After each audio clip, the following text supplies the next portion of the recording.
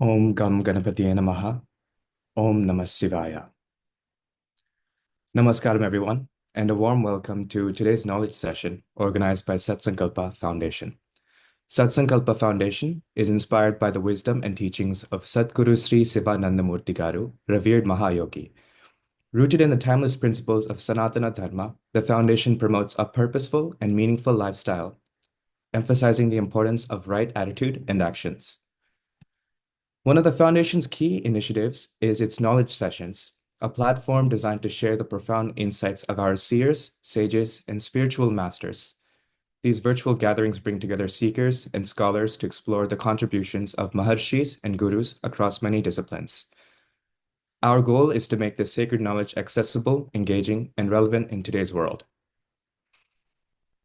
Today, we are honored to have with us our distinguished speaker, Dr. Sri Shakti Sumanan, a revered Siddha yogi, physician, and scholar in the Agastya Guru lineage.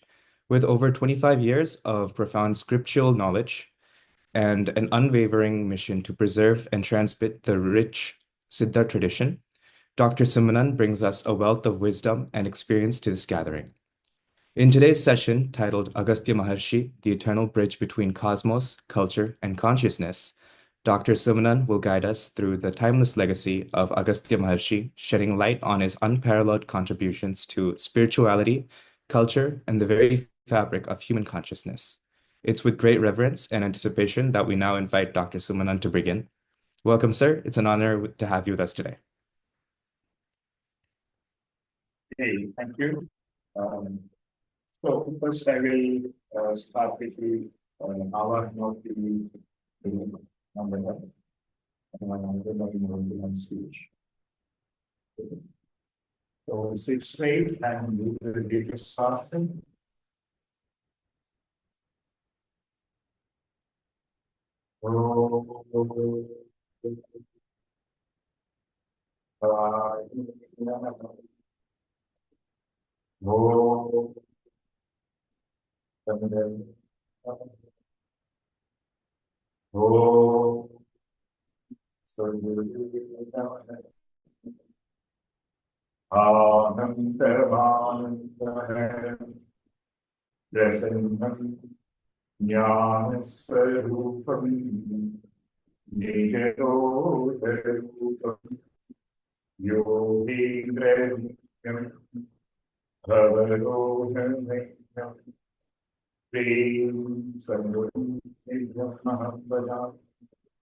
Guru Brahma, Guru Vishnu, Guru Devo Maheshwara, Guru Sakshat Parabrahma, Tasmai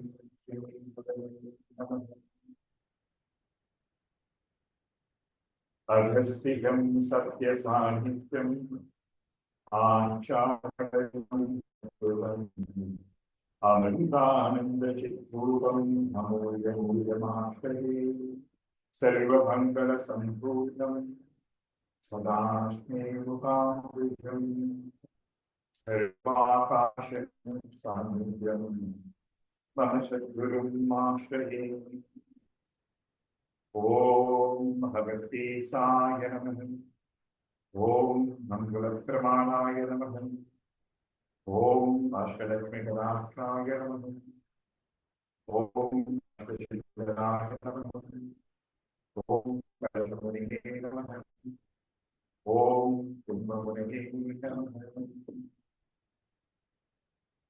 Om Main Hri Sri Simbam Bam Humma Pahatana Hati Saya Namaha Om Main Hri Sri Simbam Bam Humma Pahatana Hati Saya Namaha Om Main Hri Sri Simbam Bam Humma Pahatana Hati Saya Namaha Om Main Hri Sri Simbam Bam Humma Pahatana Hati Saya Namaha Om Main Hri Simbam Bam Humma Pahatana Hati Saya Namaha Om Main Hri Sri Simbam Bam Humma Pahatana Hati Saya Namaha Om Main Hri Sri Simbam Bam Humma Pahatana Hati Saya Namaha Om Mai Hrim Shrim Sim Hum Hum Hum Hum Mahatmana Agasthya Namaha. Let's invoke the Devi Gayatri to lighten our intellect and understand all these things. Om Bhurभुवः Svah Tatsaviturvarenyam Bhargo Devasya Dhimahi Yo Yo Nah Prachodayam. Om Bhurभुवः Svah Tatsaviturvarenyam Bhargo Devasya Dhimahi Yo Yo Nah Prachodayam. Om Bhurभुvः Svah Tatsaviturvarenyam Bhargo Devasya Dhimahi Yo Yo Nah Prachodayam.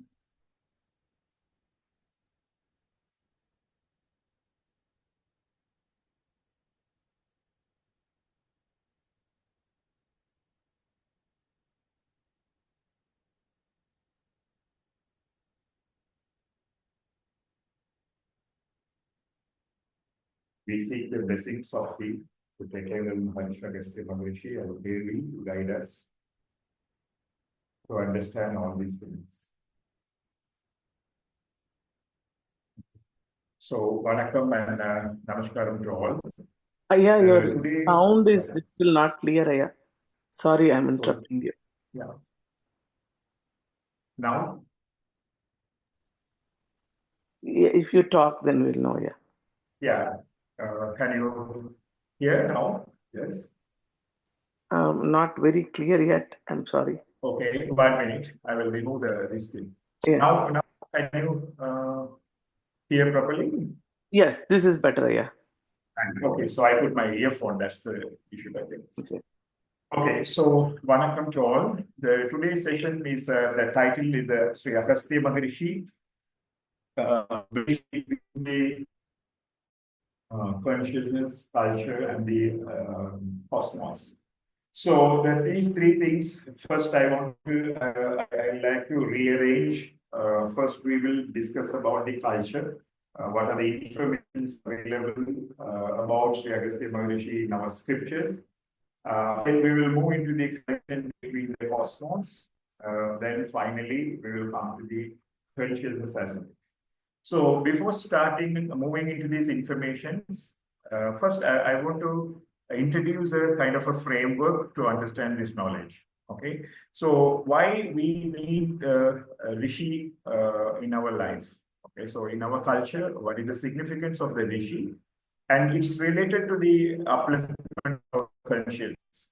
Okay, so according to our shastras, we all born as a human, right? Then we born with the human consciousness. So what it means by the human consciousness is clearly defined by the Patanjali Maharishi. So being a human, we have Panchakileshas. Okay, so that is our nature. That means the avidya, then ahankara, asmita, then ego, then the raha, dvesha, then like and the dislikes, and finally is a bhaya. Right? So the bhaya means the fear. Right? So these are the five primary forces which push the human to have a life in the earthly lives. Okay. So this is we can tell as we can understand with the adharas. The human subtle system have the shadadharas, 6 adharas. Muladhara, Swadhisthana, Manipuraka, Anahata, Visuddhi, and Ananda. So these conscious, when you expand or elevate your consciousness, you are moving, when you are moving in the high, like when you are moving into the higher consciousness, first point you achieve in your early life. Okay. So being you are in the Muladhara, you are driven by these Panchakilesha forces. So you are hungered to control, and you are moving to have a power, right? Power. So that is the first aspect. So we want to overcome all these struggles and all. So this is a kind of a Muladhara consciousness. So from this, you are elevating into the desire level. That means I want to achieve something in my life. So I'm having a passion, right? So I want to expand. I want to do something. So some drive, the passionate drive, this will move the consciousness into the swadhisthana, right? Swadhisthana, or you become a sort of a creative person and you want to achieve the pleasure and you want to experience the pleasure and all these are swadhisthana consciousness. So then when you move to the next level, you will have the Agastya. That Agastya means the concentrated mind, and you will start to focus something and you will start to do something mostly. Your focus and the concentration, you develop your higher mind. From the lower, you are developing the higher mind, that is Manipura. So these three consciousness, it's yeah, I think I don't know what is the issue with the audio, right? So maybe yeah. I think I will come closer to the thing. So I think I have a rain outside, so maybe that is the issue. So the third level of expanded consciousness is the Manipura consciousness. So in this level, you develop the higher mind, and you will start to focus and develop the concentration. So when these three are given or to guide these three levels, we are having three Vyagriti in the Gayatri mantra. So the idea of the Gayatri mantra is to expand or connect our intellect with the divine. Okay, so when you say Om Bhur you are connecting to these three levels. You are infusing the Savita's life into these three. These are the three important aspects of our human normal earthly life. So when you complete this earthly life desires and all, now you start to expand. Your anahata is expanding. Then you become more into the service oriented to help others. And then your heart is opening. Then you show the love and all. And you're really entering into the spiritual life. Okay, spiritual life. That is the anahata. So when move from the anahata to visuddhi, you become clear on the knowledge and your purified mind and all. Mostly you become the visuddhi. So these five levels are the five pillars of the human society. So first the Mooladhara, when you become strong in Mooladhara, mostly these people are the power controllers we call as the politicians.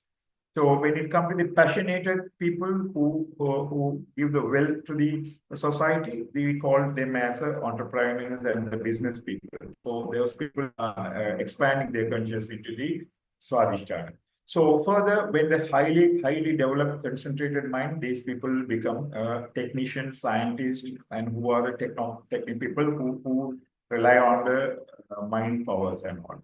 So further, when they expand, they become an artist, musicians, actors, and who serve through the art and give the pleasure to others. These people are art. That is the anahata people. And when it comes to the Visuddhi, they are the teachers and the professors who guide the society and all. But still, these five are not spiritual. Okay, spiritual. Further from this level, if the human expanded the consciousness, he will move into the Anya Chakra, that called the yogi. Okay.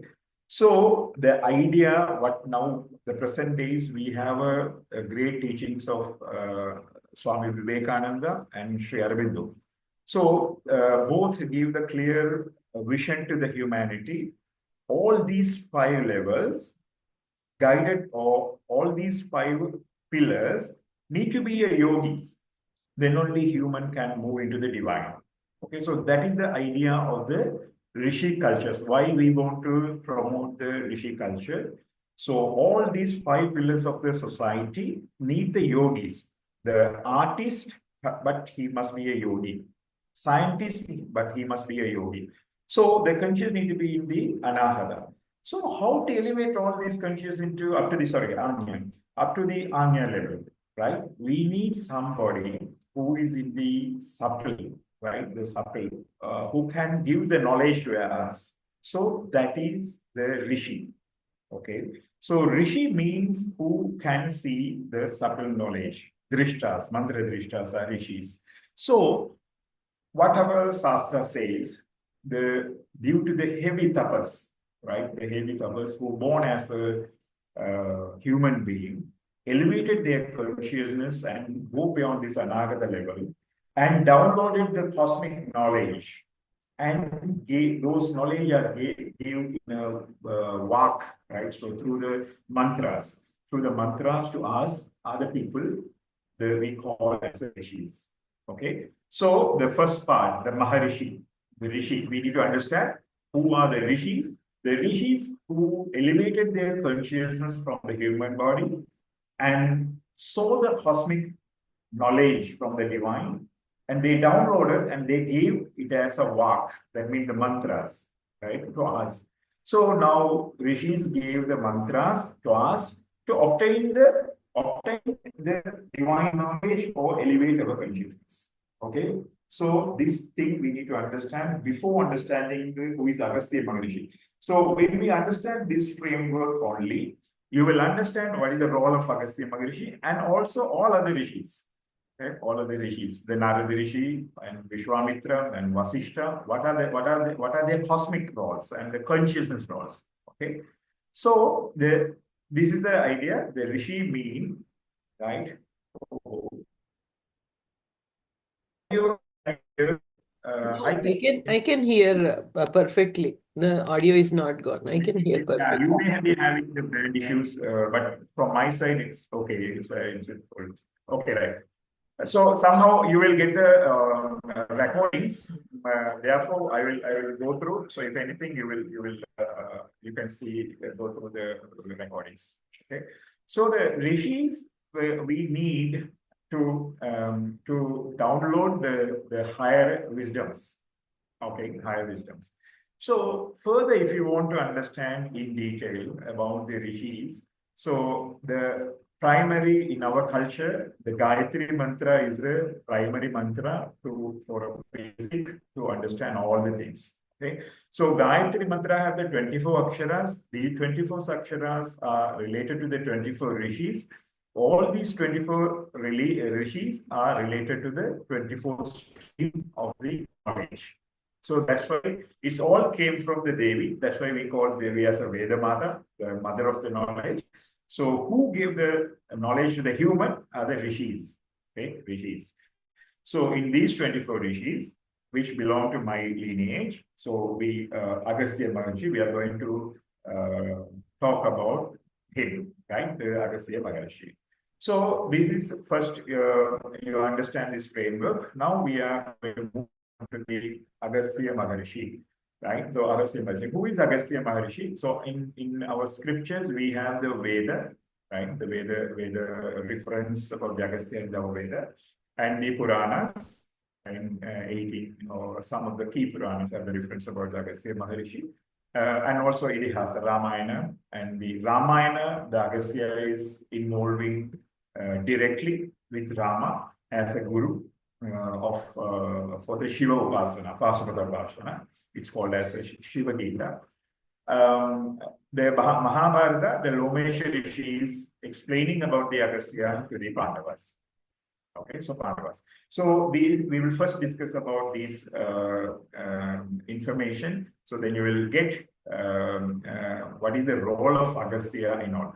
So the Puranas will give some sort of stories which have some subtle meanings for the human knowledge. Okay. So before that, what is the meaning of the Agastya? Okay. So Agastya, and also finally we will talk about very unique information in the Tamil Siddha tradition. Okay, so Agastya is a key rishi of the Tamil Siddha tradition, and generally we call it as a Siddha medicine. But Agastya he's not only talking about this medicine, he's talking about the yoga, jnana, and mantra shastras also. So that framework finally I will explain what are the information from the Tamil Siddha lineage, which is unique. Okay, unique to the maybe it is a lineage knowledge you can take as a special information from this session only, right? So Agastya, we can get the meaning from the Sanskritam, right? And Sanskrit means what is the name of the Agastya, and also in Tamil also we have the very unique meaning about the Agastya, Agathisa, and all. So the first is Agastya. right? Agastya mean it is who subdued the mountain. The mainly the Puranas say he controlled the ego of the Vindhya mountain, so that's why he got the name of Agastya, right? Agastya. So, but the spiritual thing is he destroyed the ego, right? He destroyed the ego. That means he's a firm like a mountain, right? He's a tapasvi. So when Vedas and other scriptures talking about the telling about Agastya, he's a great tapasvi, right? The great tapasvi who is firm in his tapas, like a mountain. Nobody can't shake him, right? So that is the idea of the name Agastya. One meaning, right? Meaning. And also we can see in other way also gati there, right? That means it is a negation, gati is the movement. So he is who is not moving. That means immobilizer, right? So he is a firm in his tapas. So Agastya means who gave the firmness in the tapas, right? Who gave the firmness in the tapas, who is immovable like a solid give you strength for the tapas. Okay. So another meaning from Tamil, if you see Agatisaya. Okay, Agatisaya. Aham means it's a mind, or inner self, inner consciousness. Aham. Isaya means the Shiva. Okay. So who gave the knowledge to see the Shiva inside? Okay. So in Tamil's tradition, Tamil Siddha tradition, he is a master of the Shiva Yogi, right? Who help us to realize the Shiva inside. So that is Ahatisaya, right? So these are the meaning, because all the rishis have the meaning, the names are, it's not just a name, okay? It gives the mission. So in the in our tradition, when the Dikshanama given to the person, it show the purpose, that means his sadhana purpose. Okay, so in the same way, the rishis, all rishis, Narada means he's a the greatest of the human, Nare. In the Nara, he's the greatest Nara, right? So Vishwamitra means, so he's a friend for the universe. Okay, Vishwamitra. So that's because of his grace, only all the human got the Gayatri mantra, right? So that why he is Vishwamitra.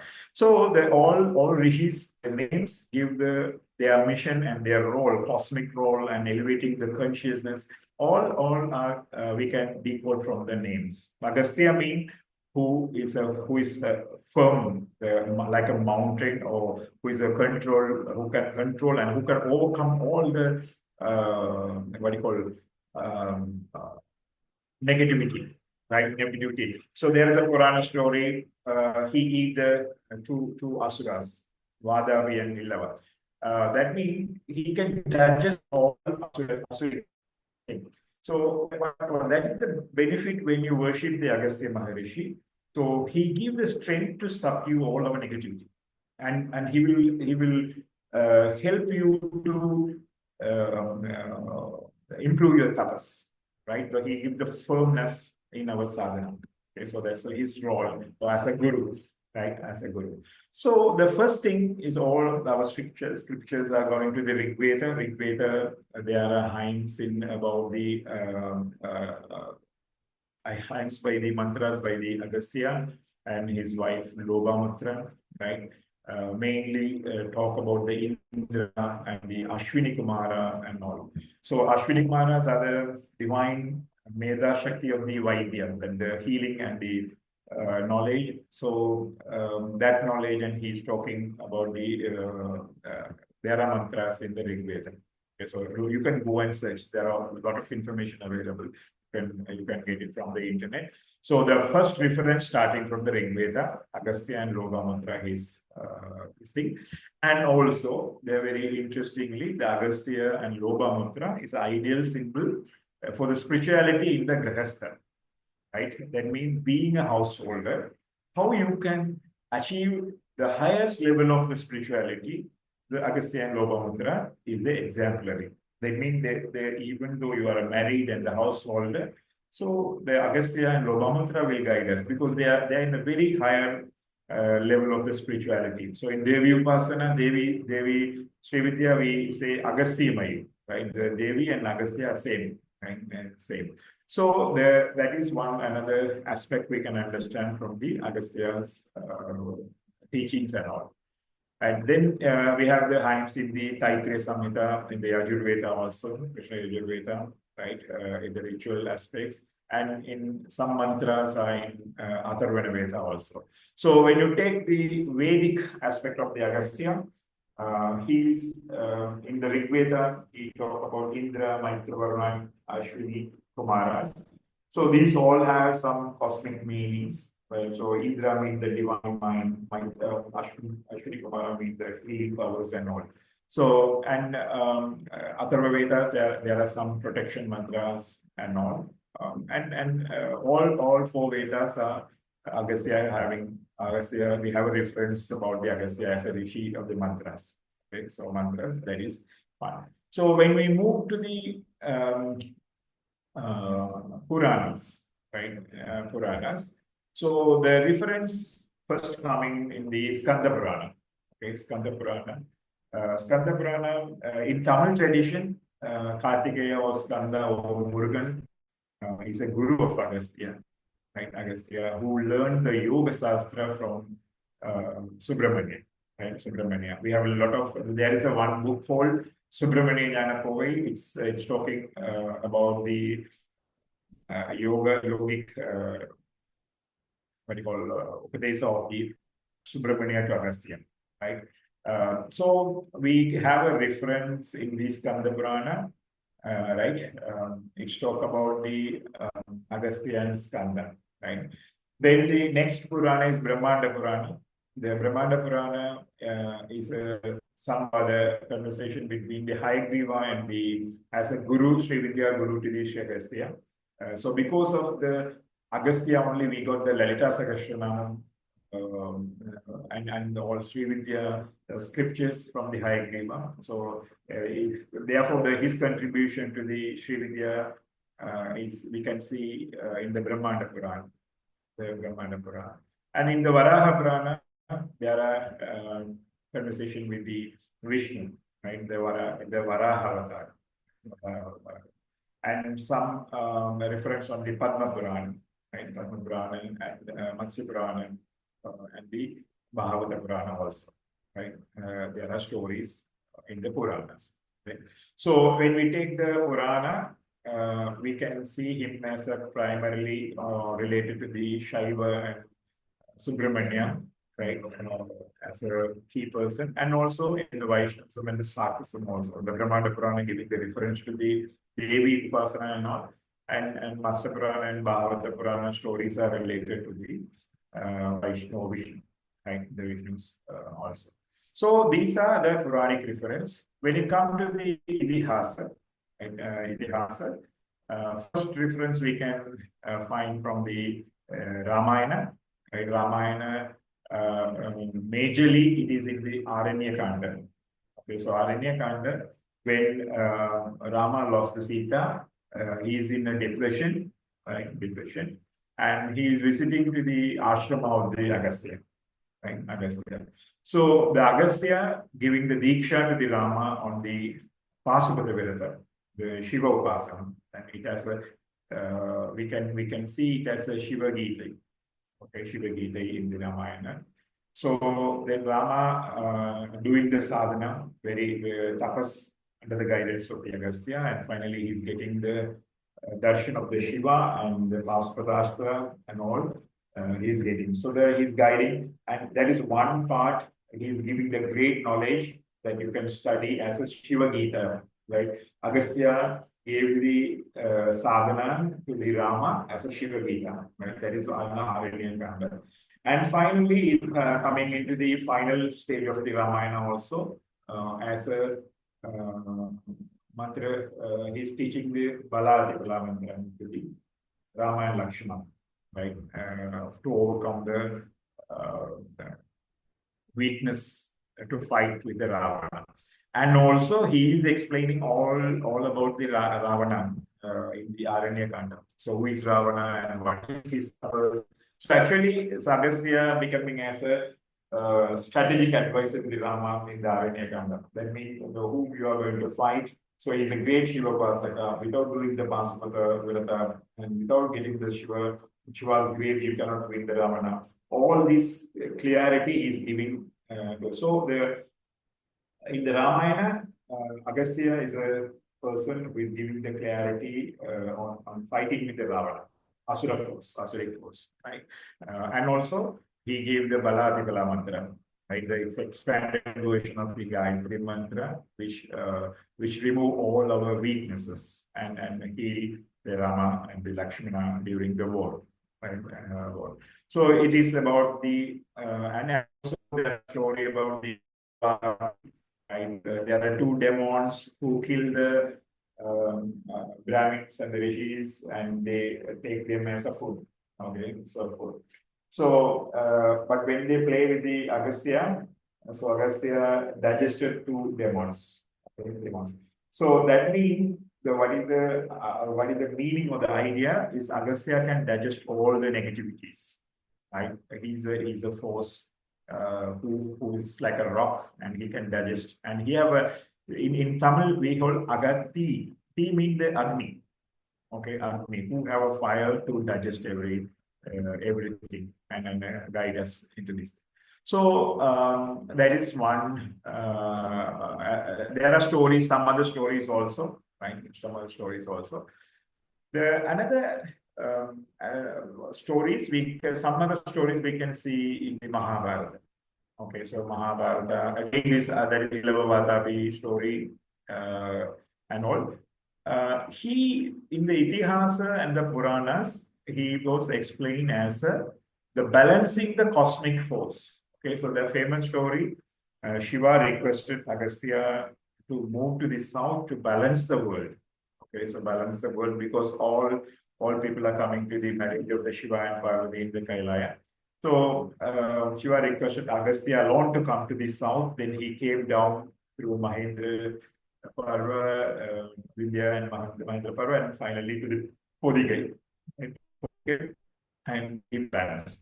So it doesn't mean geographically balanced or not. That has some astrological significance that we will see in the next section, how related to the cosmos. But generally, he is a conscious or the divine force who balance.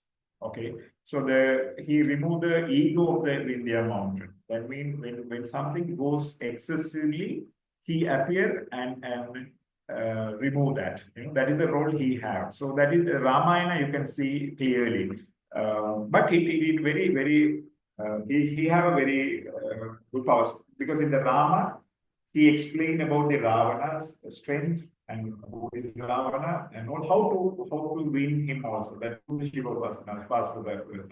So that is the role Agastya Maharishi having as a rishi in the cosmic plane, the divine plane, and guiding all the human who seek his guidance. Okay, so when you worship him, right, he will give the immense strength, right, and he remove all the ego and all. So that is one.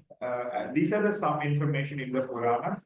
I don't go much into that because you can search the stories in the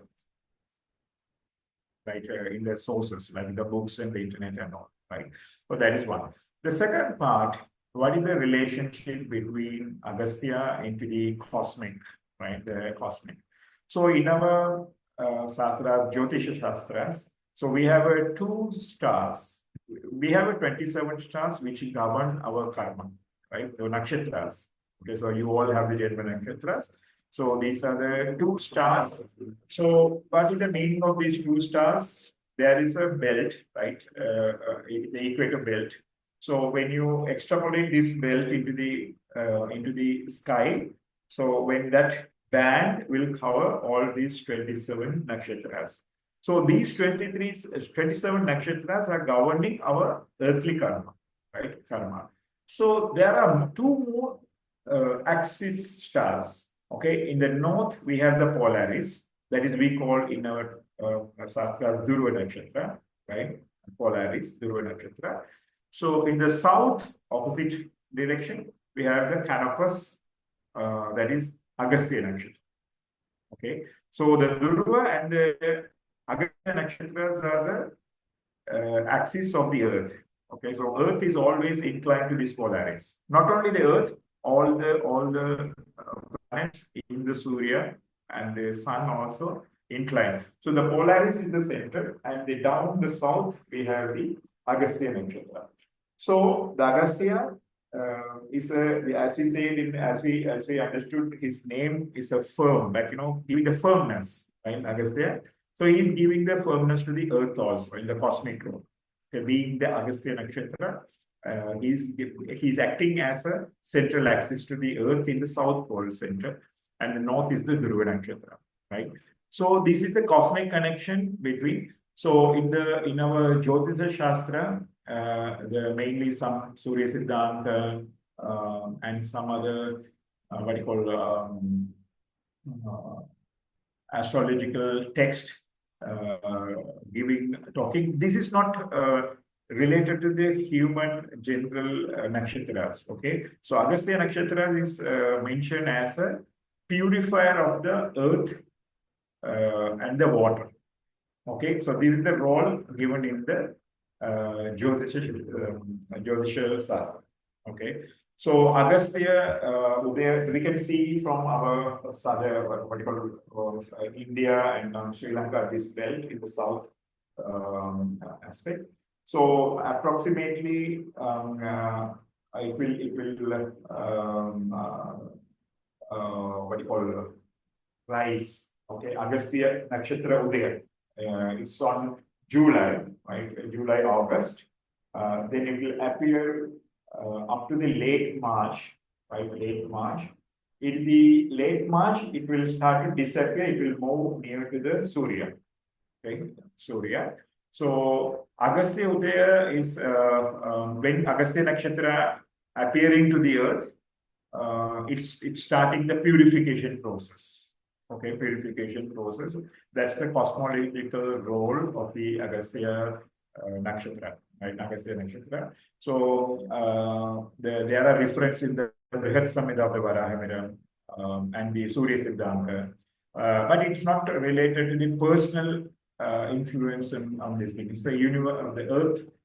It's related to the Ayurvedic medicinal preparations and the purification process and doing sadhana on those days for the higher level helper sadhanas and all. So the muhurta aspect. Okay, so I guess is used that is the cosmic law, right?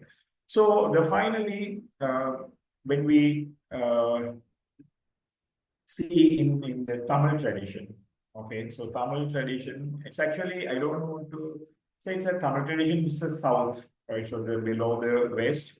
According to the rishis, he is the rishi for us. Okay, so who guide the southern part of the Bharatadesha.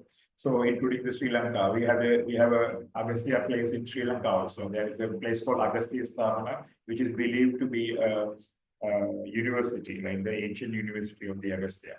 So it's starting with he learned Tamil from the Skanda, one aspect. Another aspect is said he learned from the Shiva. Okay, Shiva. But the more reference are from the he's a student of the Subramanya Murugan. Right, Murugan being he learned Tamil from Murugan.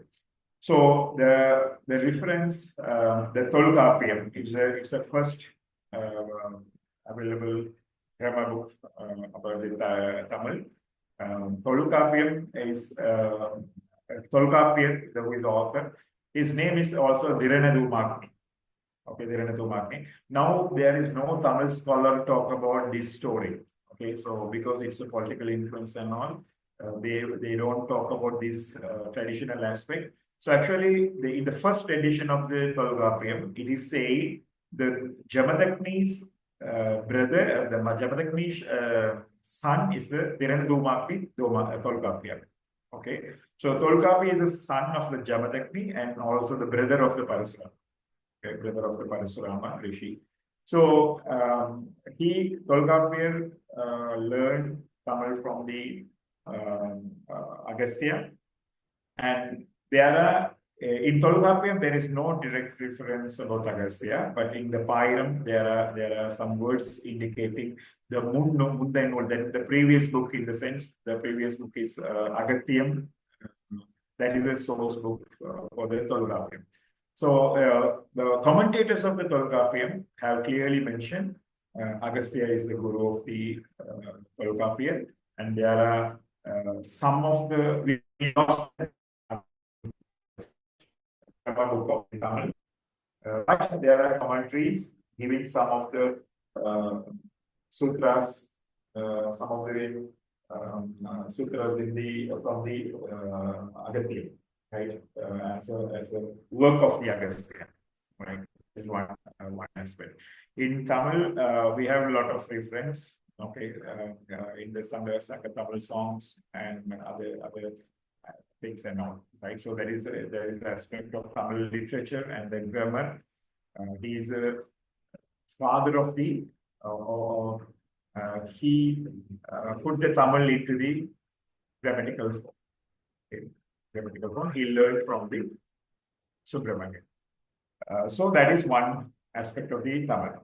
The next is Tamil tradition. We have, you can see, nearly 120 Shiva temples in the Tamil Nadu and Andhra and all, as related to the Agastya, right? Who did the Pradishta of the Shiva, nearly 120 temples, right?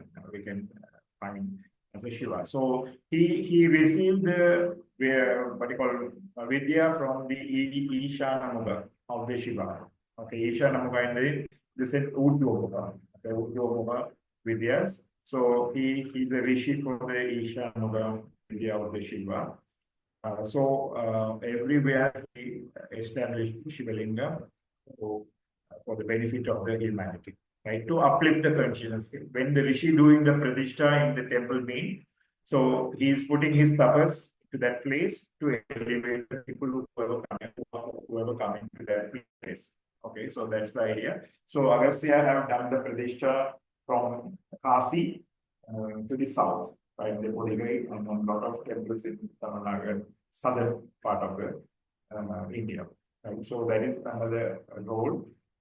He put his prana, his tapas in the places to awaken the consciousness of the humans. Okay? So that's the idea of the doing pradishta of the Shivalinga by the Agastya. Right. So these are the outline and all. Now we will come to the very particular information and knowledge about the Tamil Siddha tradition. So the Tamil Siddha tradition, we have called it as a 18th tradition. Okay, so 18th Siddha tradition. 18 is not the number of Siddhas. Actually, it is a 18 knowledge. Okay, 18 knowledge. So the 18 knowledge Siddhas who Siddha mean masters who have mastery over that Vidyas. Okay, Vidyas. So we have a tradition of 18 Siddhas. That 18 Siddhas, the Agastya is a core and a key person. But Agastya nowadays very famous in the mainstream media, Siddha medicine. Okay, invented or given by the Agastya Maharishi. So that is true, but it is a partial truth, right? The partial truth. So when Siddhas developed the system, they didn't develop only the medicine, okay? Only the medicine. So they have the 4 aspects, right? The first is the medicine. Okay, the first is the medicine. The second is the vata. Okay, so you can say it's a vata. Vata mean it's a transformation process. Okay, so mainly we call it as a rasavata, mean the alchemy. Alchemy mean the changing the lower metal into the higher metal. These are explained, but that is not that. So change of consciousness, change of anything, it can be taken as a vata, right? So vata. So even in the metabolic activities in the body, right? When you eat a food, so that is broken and taken as another new form into the human body. That is vata, right? It's a transformation process. So when you take the Agastya's works in Tamil Siddha tradition, so how we can understand, he classify into kind of a four aspects. One is the Vaidya, right? Vaidya, because your physical body, physical and the mind, right? Mind need to be firm and the clean to travel into the higher level of journey. Okay, so it is mandatory you to have the medical knowledge, at least to take care of your body. Okay, take care of your health and health for the higher purpose, your higher purpose. So higher purpose in the sense, so we have to master in yoga and experience the higher consciousness and achieve the moksha and all. These are the higher purposes in our tradition. Okay, so why we want to become human to achieve the divinity, right? Divinity. So the Siddha tradition, first thing is you must have the clear knowledge about your body and how to keep your body clean and be firm, right? To do the sadhana. So that is first is the Vaidya. So Vaidya means it's related to the Vata, that means the transformation. Okay. You must be able to transform the poisonous herb into the medicine. You must be able to transform the food into your body, right?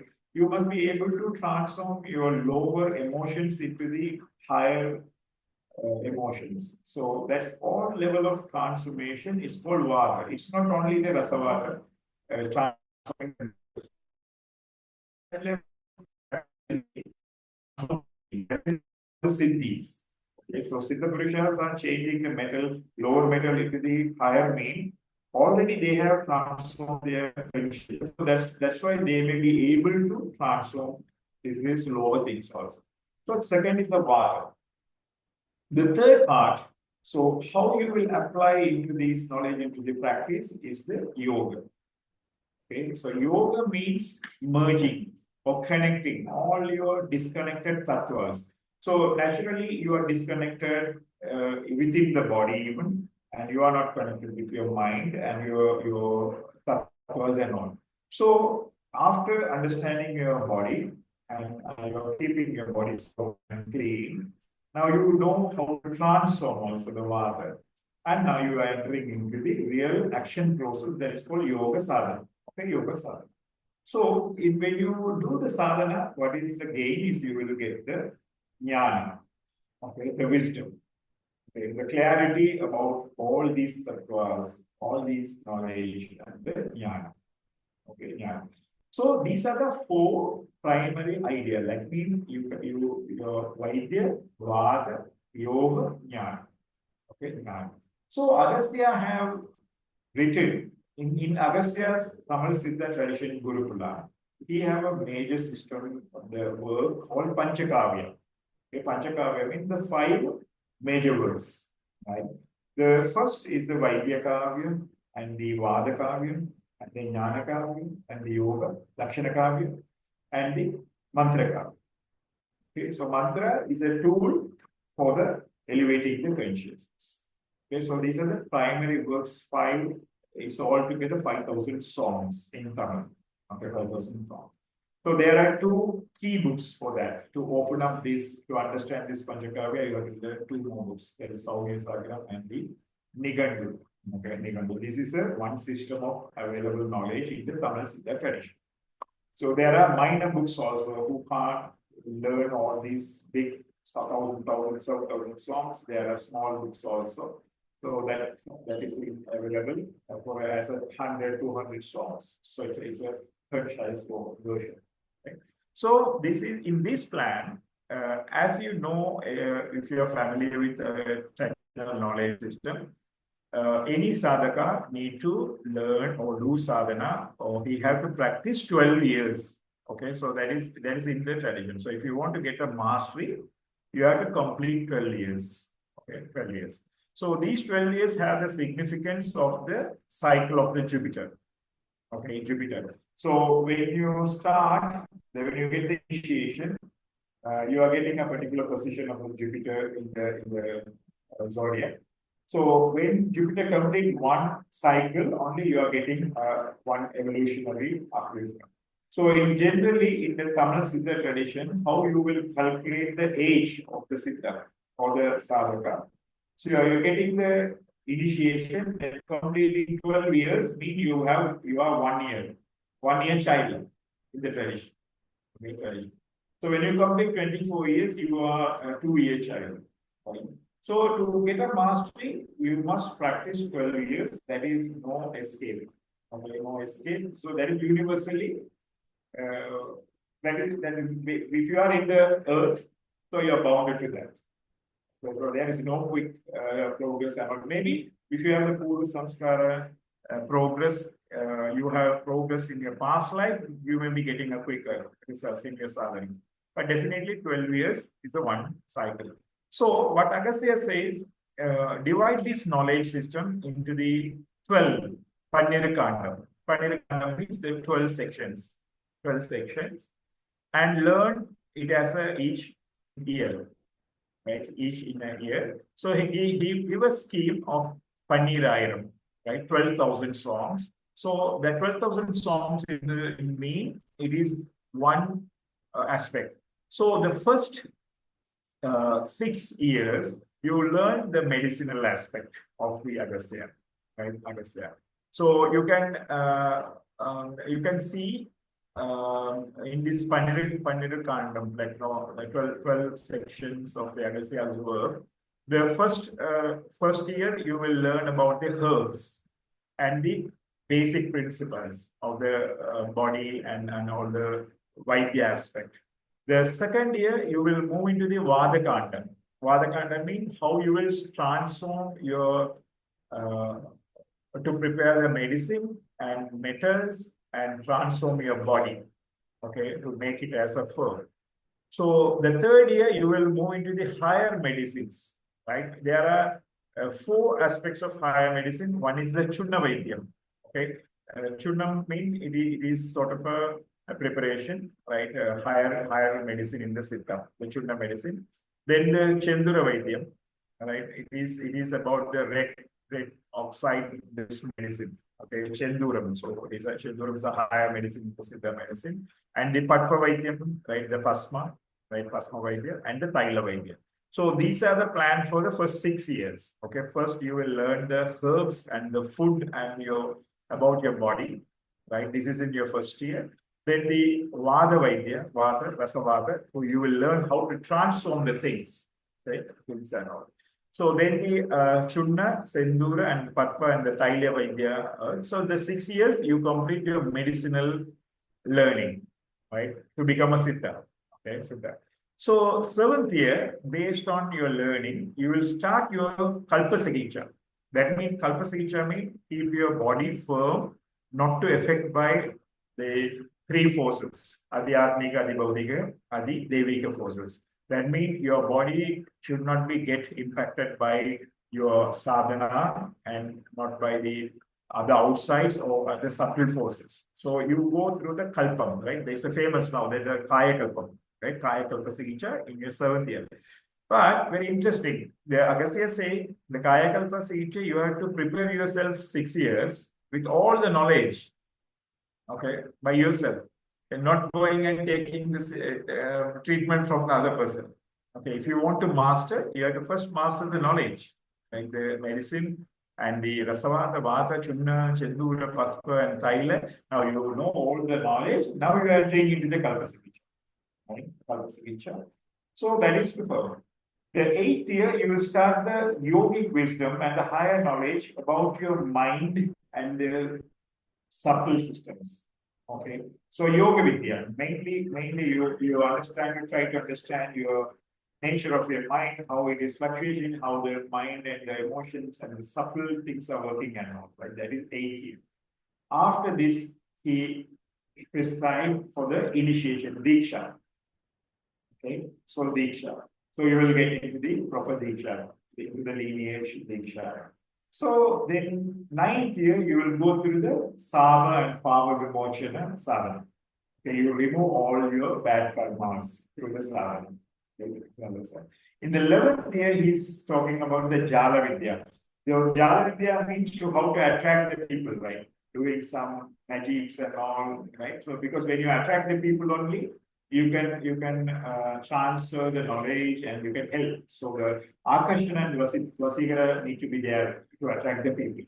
Right? So the 11th years is the Jala Vidya, and finally 12th years is the only the mantra sadhana.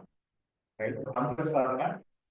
He gave the scheme from Guru Mantra to the all the army of the Shiva mantras and the Devi mantras and all. So it is the 12th year scheme. Right? That is the we call in Tamil Siddha tradition. This is the 12 steps of progressing you toward the spiritual upliftment. Right. So for that, so that's very interesting. Let's talk about the Vaidya as a half. Okay. So what is the importance? That's why we talk about Siddha Vaidya very importantly. The Tamil Siddhas gave a very prominent, and you have to work 6 years to build up your strong body to go for the fire purposes. You understand what is the weightage they are giving? Because without the human physical body, you cannot travel for a sadhana for a long time. So when you do tapas, so it will create that need, it will create the problem in your body. And so when you do mantra sadhana, intense mantra sadhana, so your body will get the heat and all. So therefore, the Tamil Siddha is very clearly developing. So why it is called as a Siddha medicine, right? That also very important. Right? Siddhas mean they are to the mastery, right? The mastery. So when you are mastering yourself, right? So when you are training yourself for the higher consciousness, your body and mind will get impact, right? So how you will overcome this impact through the knowledge of the medicine. Okay, so the medicine. So this medicine, it is into the medicine can be classified into the six. Right, one is the food and the herbal. That is the basic and the principles. Principle. The second is you must know how to transform the things. You may take the poisonous herb, but you can turn or transform it into the medicinal, right? This amrita, visha into the amrita. Right? Then the higher medicine, Chudna, Chandura, Patpataila medicines, right? So you must have all these things with you to make your body into the higher. So that is this thing. So the truth is little different than the greedy human who are propagating knowledge. These are very easy things and all, right? So it's a very depth, minute knowledge from the Tamil Siddha tradition. We must learn it properly. Okay? So it's not as just taking the herb. Okay, herb won't cure or give the benefit. So it is a process. It's a lifestyle and it's a process related to your consciousness and the mind and all. So this is medicinal aspect of the Agastya, right? Medicinal and the yoga jnana. I told right, the medicine, Vaidya, Vada, and the yoga jnana. Yoga jnana. Then this need to be practiced in the 12 steps. The medicinal 6 years, and the Kaya Kalpa, and the Yoga Sadhana, Yoga Sikha, and the initiation, and the Sava Vimochana, and the Jala Vidya, and the Mantra Sadhana. So, Agastya put the Mantra Sadhana after preparing your body and what you call you're gaining all the knowledge about the mind and the yogic wisdom. Then Diksha, and first you go through the Sava and Pava Vimochana process. And you get the Jala Vidya lesson to attract the people and to have a to attract the people, and finally, which is the mantra sadhana. So mantra krama, it is starting from the Guru, right, and the Subramanya and the Shiva mantras. Okay. Shiva have the five faces. So the five Agnyas, they have the mantras. So for the five, and also the Devi Sadhana also is talking that. So if you have any questions, we will discuss that. I don't want to go deep into that in the talk series. If you have any questions, we can discuss that. So this is aspect of this thing. Another very important part is about the mind. Okay. In the Tamil tradition, who talk about the elevation of the mind is the Agastya. Okay. Agam mean in the Tamil, Agam mean the mind.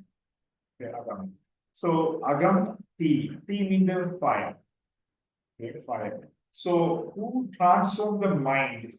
Also Agati Sayam. Right? In other words, who bring the Isa, the Shiva into the mind. Okay, so he also Agastya. So Agastya very clearly saying the Manamadi Sarmayanal Mantiram Jipika Venda. Right? Manamadi Sarmayanal Vasiye Verta Venda. Manamadi Sarmayanal Vayuve Verta Venda. Manamadi Sarmayanal Mantiram Sarmayame. So this is the famous word, poem, famous song about the Agastya's knowledge on the mind.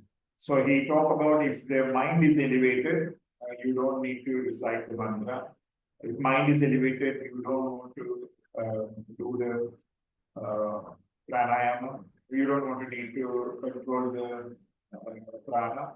So then everything will be fine. So he talked about the mind. So the elevating mind is very important. So that also Agastya talk a lot, about the mind and how to elevate the mind. Right? So these can be found in the process of yoga, Agastya. So that I explain the commentary of the book called The Wisdom of Agastya Maharishi. These are 30 songs book. It's a very concise and a complete comprehensive version of the yoga sadhana of the Agastya. Right? So if you want to understand, there is a 4-way process, right? The very simple way. So there are 30 steps we discussed. I think most of the people in this talk will learn it properly and all. So just to introduce what is the yogic process of Agastya, that is first process that is called in Agastya came from the north to south. Okay, north to south to elevate the consciousness. So it means in the yoga, when we eat the food, okay, eat the food, we have 3 sources of prana. Okay, prana. One is the food as a solid prana. The next one is the water as a liquid prana. And the third one is the cosmic prana we are receiving through the breath. Okay, so these 3 we are taking in. Okay, in. So when we go inside the body, this will go under the transformation process, develop the sabdata. Okay, so I think the people are familiar with the word sabdata. It means our body tissues, according to Siddha Ayurveda, the body will transform our annarasa, when the food will transform into the rasa, in the blood, and then the muscle and the bone and the marrow, and finally it becomes as a chukla. Chukla means the sperm in the human body, which is to reproduce the next human. Okay, so that is the very essence of thing. So it becomes the chukla, that is a downward process. You can understand, right? The prana is coming through the sahasrara and the breath is coming through the nostril and the food from the top to down. The chukla is in the human body is coming to the down. That is the downward process, number 1. So when this chukla comes, the human will can waste or utilize in 3 ways. Okay, one is purely for the pleasure, kama, right? The kama. So that is waste and the lower aspects. So you are just wasting. The other 2 are the meaningful. Another one is the second one. You create your child. That means the next generation, right? So then you are using. But it is not always, right? So only you will have a 2 or 3 for child. So only that is also few little significance for you. So third one, you can transform this into the higher level of intelligence. Okay. In Ayurveda, it says when you have the brahmacharya, this Shukla will go to the heart, and it becomes the ojas, right? The ojas. So when first level of transformation is ojas from the Mooladhara, from Shukla to the ojas, that is in the heart. When you have the ojas, you have a very healthy body and healthy mind and everything. Okay, that is, it will, if you have a just focus and you have a disciplined life, this will happen automatically. Okay, from the ojas, if you want to transform that into the higher, up to the Sahasrara, right? Then you need the sadhana, yoga sadhana. So that process in Siddha, they say it as a vasi. Okay, you are channeling your vata or the prana, vayu, into the Shiva. That is called vasi. That's a vasi. When this transformation happen, vasi go up to the Sahasrara, it will hit the Amrita in the Sahasrara, the nectar. Okay. So therefore, now you are entering into the Urdhva, first level of Urdhva process from Shukla to the Vasi and touching the Amrita, right? Amrita. So when you touch the Amrita, it will come down, right, with the help of the deity. So we call with the help of the Shakti, right? So that's why we need the Bala and all the Shakti Upasana in the Siddha tradition. So we will bring the Amrita to down again, right, up to the Mooladhara. Right? When this Amrita touch the Kundalini in the Mooladhara, right, Mooladhara, so the Kundalini will rise and it will go again up to the Sahasrara and merge with the Shiva. Then the Siddha becomes the Shiva. Okay, Shiva. So this is the process Agastya explaining in the his yogic verses. So level 1 from the top to down, then down to up the Urdhva, Adhomuha process 1 and the Urdhva process 1. Then Adhomuha process coming down, the nectar is coming down and the Kundalini. So these 4 have a very unique name in the Siddha. First is generally your Sabdatadha formation. Yes, Sabdatadha formation. The second part is the Vasi Yoga. Right? You are creating the Vata or Prana toward the Shiva, Vasi Yoga. Right? The third is the Amritikarana. Right? You are bringing the Amrita to down, and that is we can call as a Amritikarana. The fourth is the real Kundalini Yoga. When Kundalini is awakened because of the Amrita and going up and merging with the Shiva. So when you can finish all these, so you become the fully mastered Siddha or Shiva, right? So that's why we Agastya completed. That's why we call him Devi called as Agastya, because with the grace of the Devi, he have completed this process. Okay, so he shared this knowledge in the scriptures also. In the Tamil Siddha, there are a lot of reference on this yogic process and the yoga sadhana.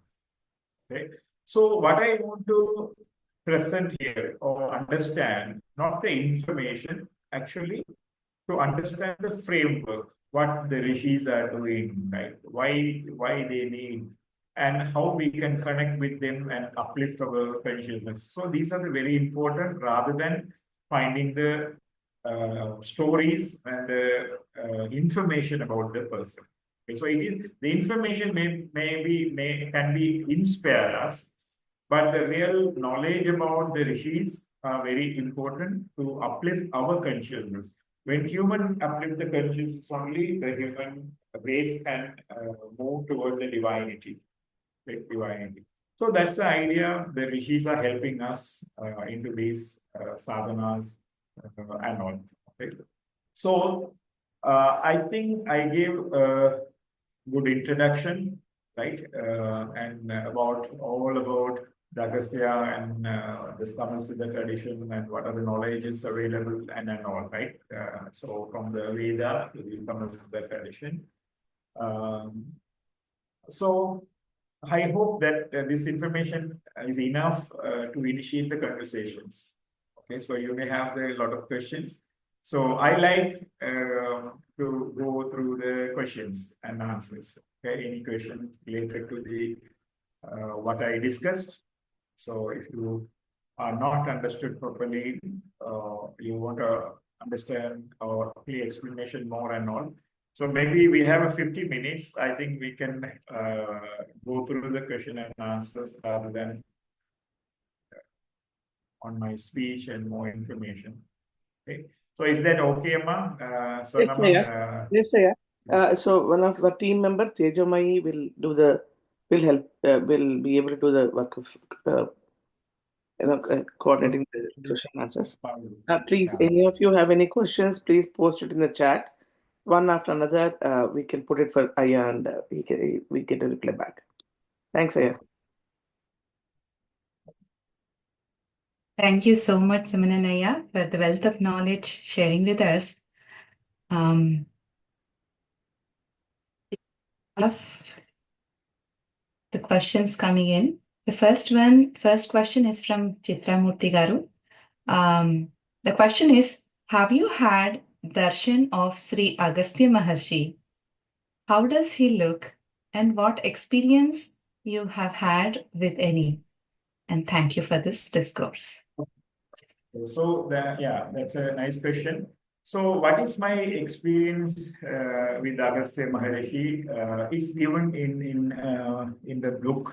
So this book is available in English, also translated in English. I think you can see so I will share. So the thing is, I got into the Agastya Maharishi as a guru. As I explained in my introduction, we belong to the family, Vaidya family. So my father used to worship him as a guru, and he's our Kula Guru, right, for our Vaidya and all. So in my age of 12, 13, like 12, 13, there was an incident. I was little tag of war with my father because I always challenge and question him.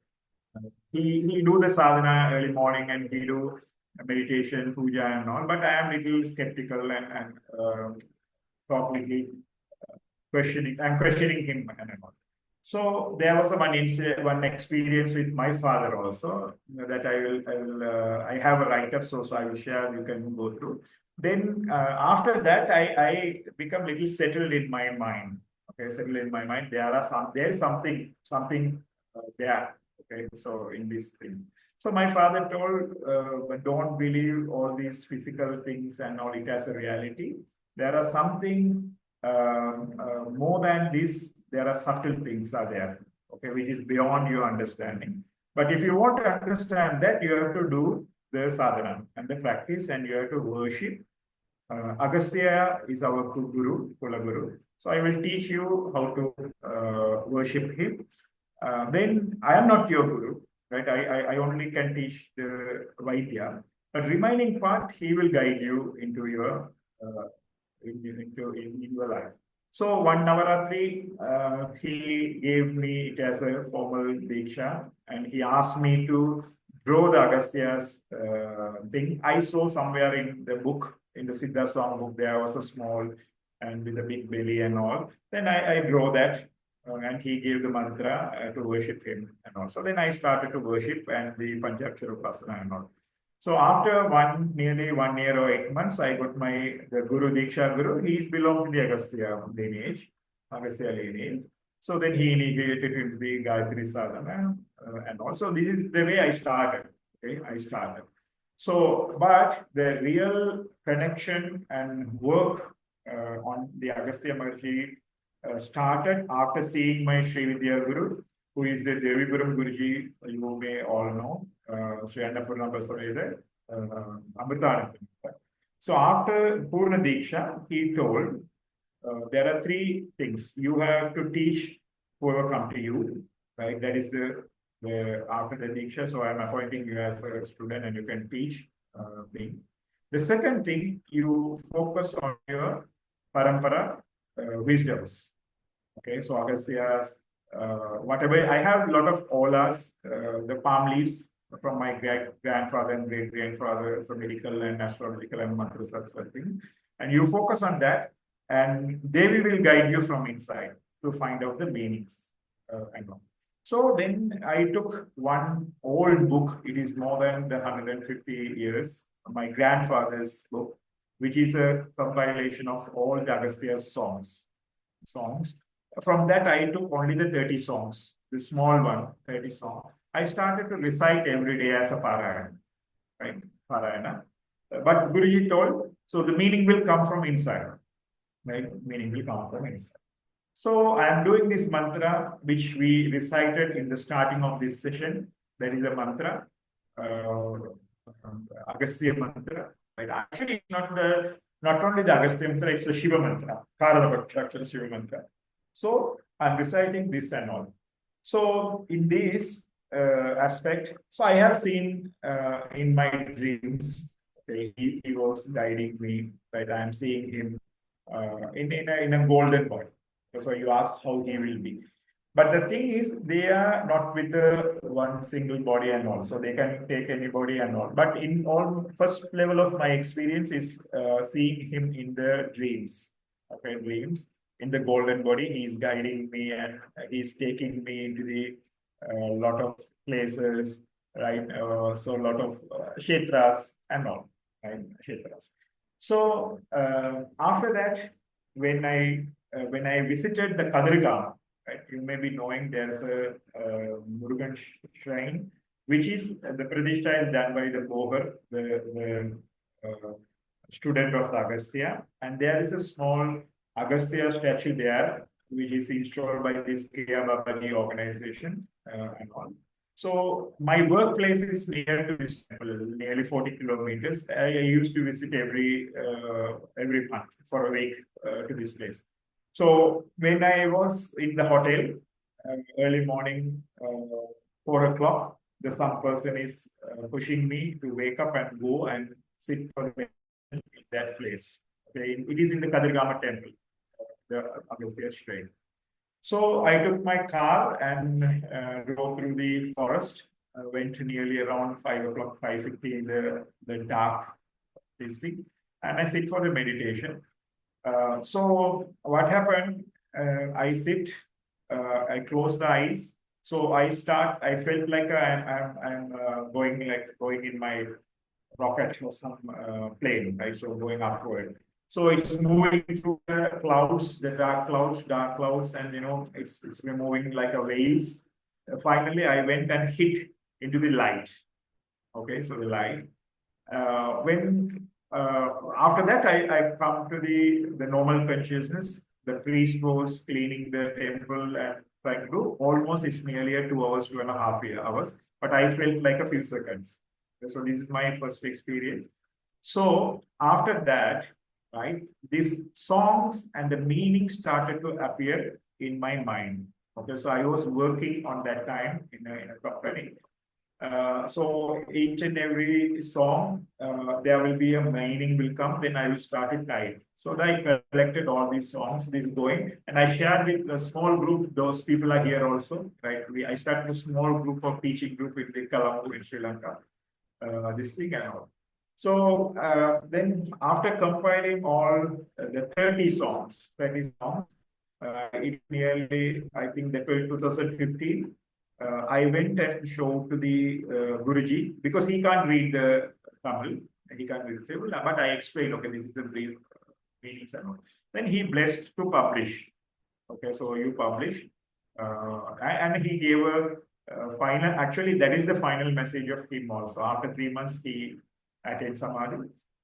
So that's the way. So if you ask, if I see the Agastya in dream, I have seen very clearly in the golden body, right? But when I ask any question on these songs and all, he will manifest it as a thought, right? The thought, and I get the meanings of his songs and all. So that's the idea. I feel very strong, and there are many other people have some experience about me and Agastya and all. So I feel, I have a connectivity, and he's guiding me. Okay? So that's the answer to that question.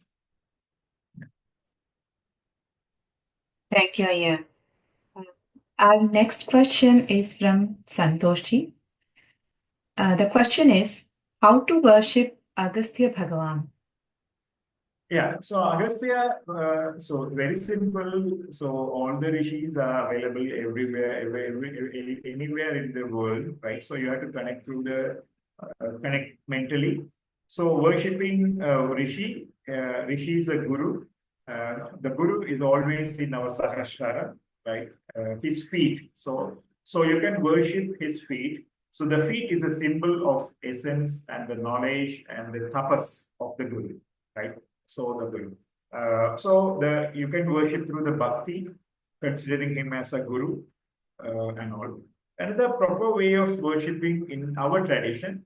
So we have a mantra which we recited in that. Actually, that mantra before releasing this book, he asked me to do Laksha Praksharna of this mantra and the Sarvanivarti mantra.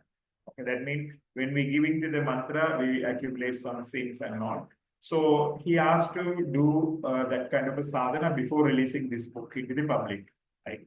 Public eye, and that mantra is given in that book. Whoever reading or whoever hearing, you can start that mantra 108 times. So the mantra today you are in this session, so you can take it as an initiation and you can recite that mantra. So that mantra have the Bija mantras Om, Aim, Hrim, Shrim. So that is the aspect of the Devi, right? Devi, Aim, Hrim, Shrim. Aim is the stream of knowledge. Hrim is the power of removing the veil. Shrim is the prosperity.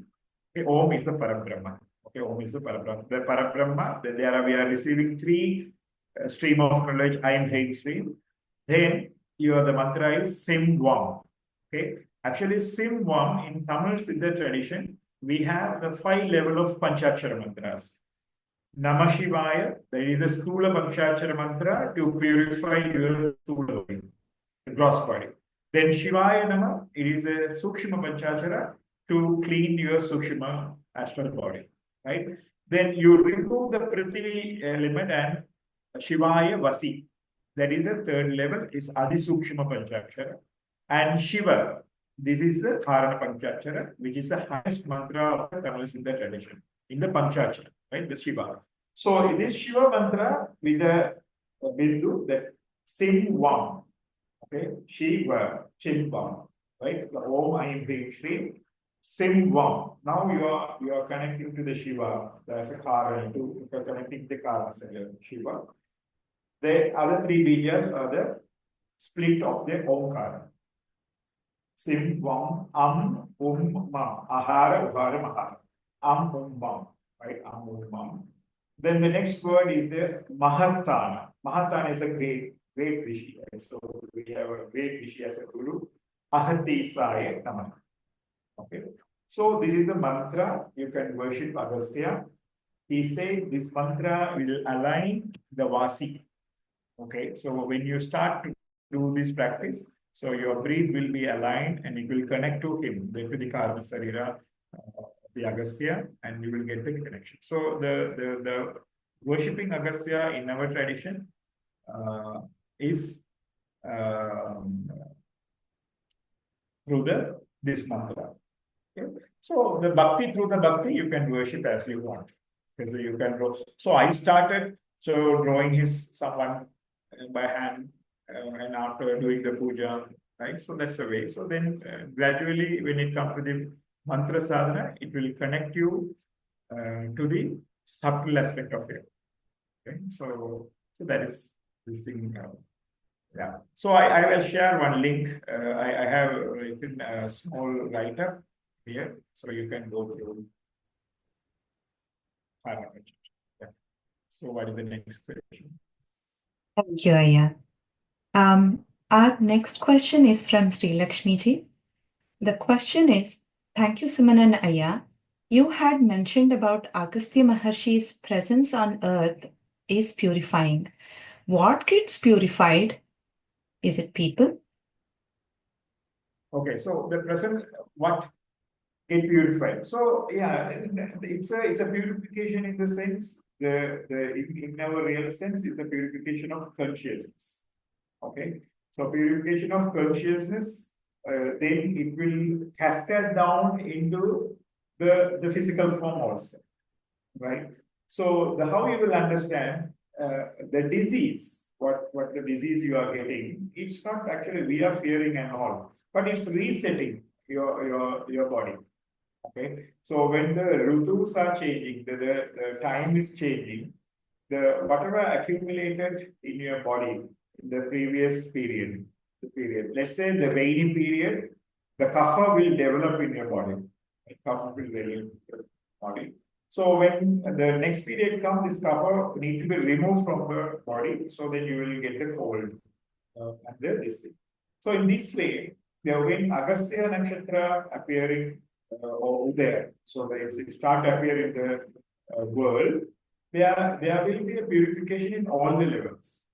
Okay, consciousness and the earth ecological functions, and mainly on the water, right? So the water. So that is a story. He drink the ocean, right? The ocean and all. So in on the level. But the thing is, if you want to feel that purification, so you must have a little subtle sense. Let's say you are getting the disease in the sense, in the spiritual meaning, your body is pushing you to remove all your malas, like the dirts and all. So yeah, it's a purification of earth and the consciousness and also the human, even this thing. So as I say, Agastya Udaya is two things. One is the purification, and also it is considered in the Kaya Kalpa Sikicha.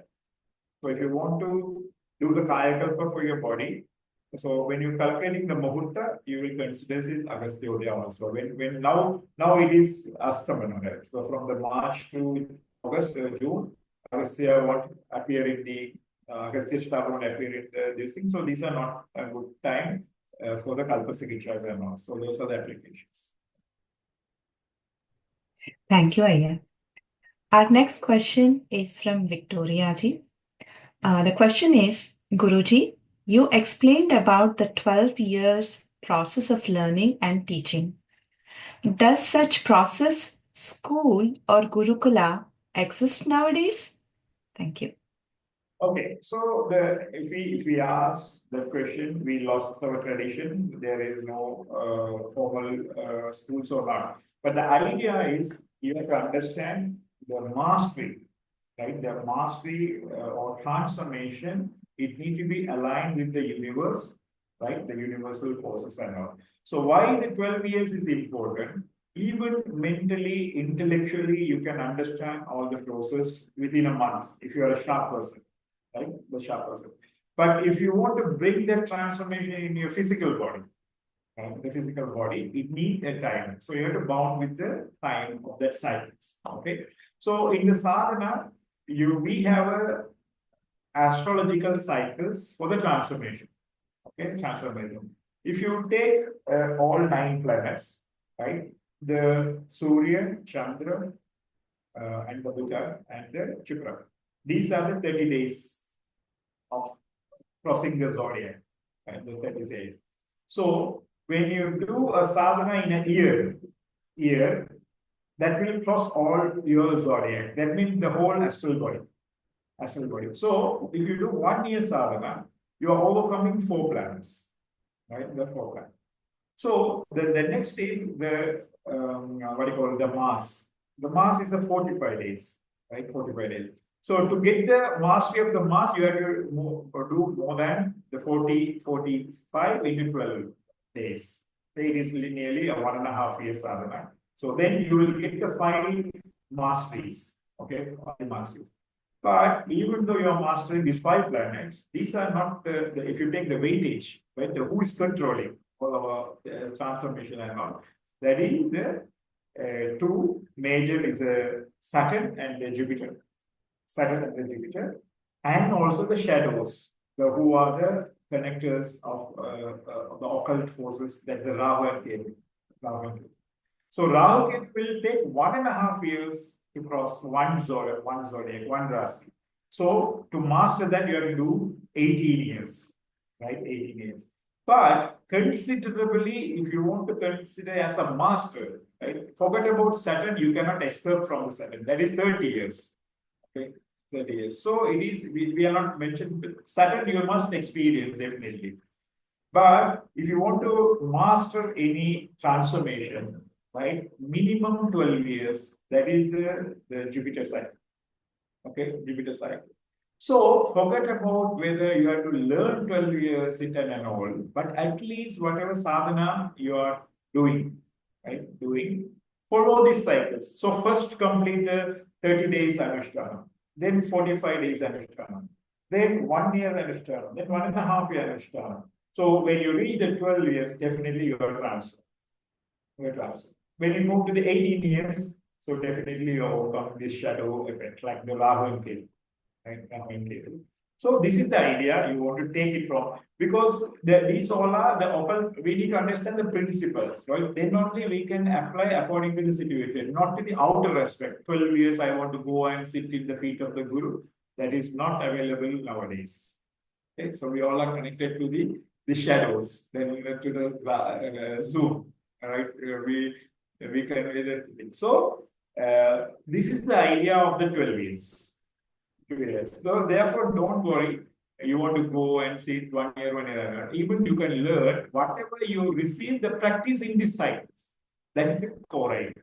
Even you got one mantra, complete these cycles. Though definitely you will feel the transformation, overcoming all your karmas and the things. So this is the knowledge we want to take it from this 12-year cycle. Okay. Yeah. Wow, that's great, Aya. I've always heard about 12 years, but understanding that why 12 years, it's really amazing. Thank you. Our next question is from Ravi Kumarji. The question is, do we get more problems in materialistic life during initial days of the sadhana? Example, whenever I start or resume the mantra sadhana, within few days I get into problems. Example, fights.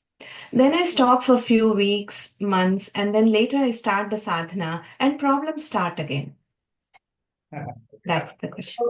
So it is not the problem of mantra or sadhana, right? First, you have to understand you have collected that into your subconscious chitta, right? So what sadhana will do, what we are doing is we are trying to clean the room. Okay, consider you have dumped all your dirt in your room, right? In your one of the room in your house. Now you are going to clean that. When you start to clean, the rat will come, the scorpion will come, or cockroach will come, all this. Now you are telling, oh my God. So because of I try to clean, all these problems are happening. You understand your how your reasoning is, that reasoning is wrong. Okay. Obviously, where the sadhana idea of sadhana is to purify our chitta samskaras. That means whatever you collected in your past birth and all this birth, all are stored in your chitta. Right? The chitta means the subconscious mind. When you start to do sadhana, you want to clean that. Right? When you put the water, the dirt will come out. Right? Dirt will come out. So that's why the sadhana need to be done with the shraddha, and the nishtha. Right? The nishtha means whatever happened in the outside or inside, you should not stop your sadhana. Right? Complete the cycle. The Guru is telling, do this for 45 days. Mean you should not bring anything. Anything can happen. Some dangerous things can happen. So when you overcome this, right, overcome this cycle, right? Now you're overcoming that fear and your weakness. Okay. So the problem is not because of the sadhana. You have to understand those you collected through your past samskaras, past experience. So that is trying to coming out, because now you are trying to focus and you are trying to clean out that room, right? That particular place. So all are coming out. So you must be happy and see, these dirts are in me, but because your ego won't accept that. You understand? This is happening because of my past karma. You won't accept. Your demand is, I am worshipping, you're so great deity. So how I can, so that is your egoistic. That means you collect it. First you clean your room, then not the deity will come. Therefore, try to understand the principle of sadhana first. So that's what I told the very important message what Agastya and all Siddhas are giving. first try to, you see, before going to the Kaya Kalpa Sigitcha, you have to purify the body and you have to learn the medicine for the 6 years. Then only you are capable to make your body as a Kaya Kalpa. Without that, you are taking the Kaya Kalpa mean, you may get the disease. Sometime. Now you will tell, I took this medicine, that is, they said it has a Kaya Kalpa, but I got the disease. Because you have not done the purification. Okay? So try to understand. We all have all the samskaras and all past memories in our chitta. When we start to do the sadhana, that will coming out. Now your responsibility not to focus and go beyond that problems. Focus your sadhana. Right, sadhana. When the one cycle is gone, that will stop. Okay, because those cannot be arise again and again. Because you are giving more attention to that only, that prana is going, and those are coming again and again. You understand? You are the reason. You are not following the sadhana. You are following samskaras. It's like this. You are opening the room to clean. When the snake comes, you are going behind the snake. So you have to allow the snake to go out. Right? It may be 5 or 10 minutes. The chaos will be in your home, but snake will go. But in that time, if you go and catch the snake, it will bite you. Then you will be in the hospital. Right? So this is the same thing many people do when they start the sadhana. They go and sit and do the sadhana. When all negativity comes, they go beyond these snakes and get the bite and they fall into the hospital. Now they say, oh, I can't do my sadhana. When snake comes, allow the snake to go out and feel that's what you need, the dedication to the Guru and the Guru Vakya. You have to remember what Guru said. Guru said, 45 days, don't stop whatever happening, complete the sadhana.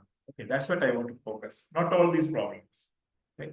So it's all about your attitude and your mental maturity and acceptance of the Guru's word and believe in the Shastra and Shraddha and the Nishtha.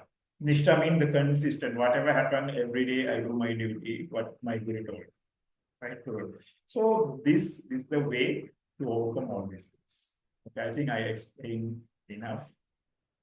Okay, thank you. That was a very relatable question to all of us, Aya, and you have explained it very clearly. Thank you so much. Our next question is from Ivatoriji. The question is, Namaste, can you please explain, is there any link between Agastya coming down to south, crossing Vindhya Parvata to yoga? What is the prominence of Agastya Nadi Vidya? Okay, so in this question, I'm not very clear what you are referring as Agastya Nadi Vidya. Okay, I try to understand a little more what is Agastya, what you are referring as Agastya Nadi Vidya. So the first part, can you explain there is a link between Agastya coming down to south across the Vindhya Parvata to the yoga? Okay, so that part I will explain. Then you tell about what is Nadi, you are referring as a Nadi Vidya, then I can answer that if I know that. So the idea is the in Siddha, okay, when you take the Tantra, okay, Tantra, let's take the Gayatri Tantra or any deity Tantra, there is a meditational practice called, it has a Hritaya Sadhana, Hritayam, okay, Gayatri Hritayam, right, Gayatri Hritayam. In the Hritaya Sadhana, you expand your consciousness as a universe or the country you are living, okay, you are living. So, for example, there is a interesting story. The Chidambaram is the center of the universe, something like that. So it's actually a spiritual sadhana. You consider that your deity or your living place, it has a center, and you expand your consciousness into the universe. When you elevate your consciousness in some level, not in the initial, it's a higher level of sadhana. Okay, higher level of sadhana. So in that process, we see the whole Bharatavarsha, that is our motherland for all our knowledge, right? All our knowledge and all. So we consider this Bharata as a human body, right? Human body. So when you take the Kanyakumari, is a Mooladhara Shakti Pida, the Shakti Pida. When you go upward, the top is the Kailasha and the Sakashtara, right? The Sakashtara. So this is one way of visualizing all these things, right? To understand what is the inner yogic process. this process can be even visualized in even a single temple. Okay, temple. The Garbhagriha as a Sahasrara and all the mandapas according to the Agama Shastra, whatever the temple was built, you can consider this as well. This is the idea. Okay, so take this idea. So in our Purana, it says the coming August, the Kailasha, right, the Kailaya. Then Agastya is going to the Kashi, right? Then the Kashi he is doing the tapas. Then Shiva is asking to go down. Then he's crossing the Vindhya and Mahendra Parvat, that means the Odisha and all right, the Bharat geography. So he's coming down by down, and in the Karnataka we have the Talakaveri, and not finally he's coming to the Podigai, right? The Podigai is a down, right? Podigai is a down. So these all have a yogic, what do you call, fortified meanings. Okay, fortified meaning. When you are bringing down the divinity, right? The divinity in your Anya Chakra, in your general conscious, you are strong in the ahankara or ego, right? Ego. So you have to break down that ego, then only the divine can go down. So that's what Agastya did as a Vindhya power, right? So Vindhya is so proud and so hiding the sun. That means Atma Surya, that means the Shiva. Vindhya is trying to hide the sun. It means our ego is the hiding the real, the soul, the Shiva, right? Shiva. So Agastya gave a knock, right? So if that Shiva's light go down after the Mooladhara only, we can elevate as a divine. Okay. So this is what Agastya's significance. Okay. So because of the order of Shiva. So when you take the Agama Sastra, the 5 phases, Shiva gave 5 knowledge streams. Okay. In that, the Agastya is a receiver of the Urdhva, that means the upward knowledge, right? The what you call the Ishanathas. The Ishanathas. So with that knowledge, Agastya want to come down to the Mooladhara. So the Mooladhara, as I explained, you remember in the starting, I explained that framework, why Rishi is important. When Rishi bring the knowledge into your Mooladhara, then only you will elevate to the next level, next level, next level. So when coming this divine from the Kailaya, the Shiva, to down our ego in the Anya Chakra, right? The Vindhya Parva will stop.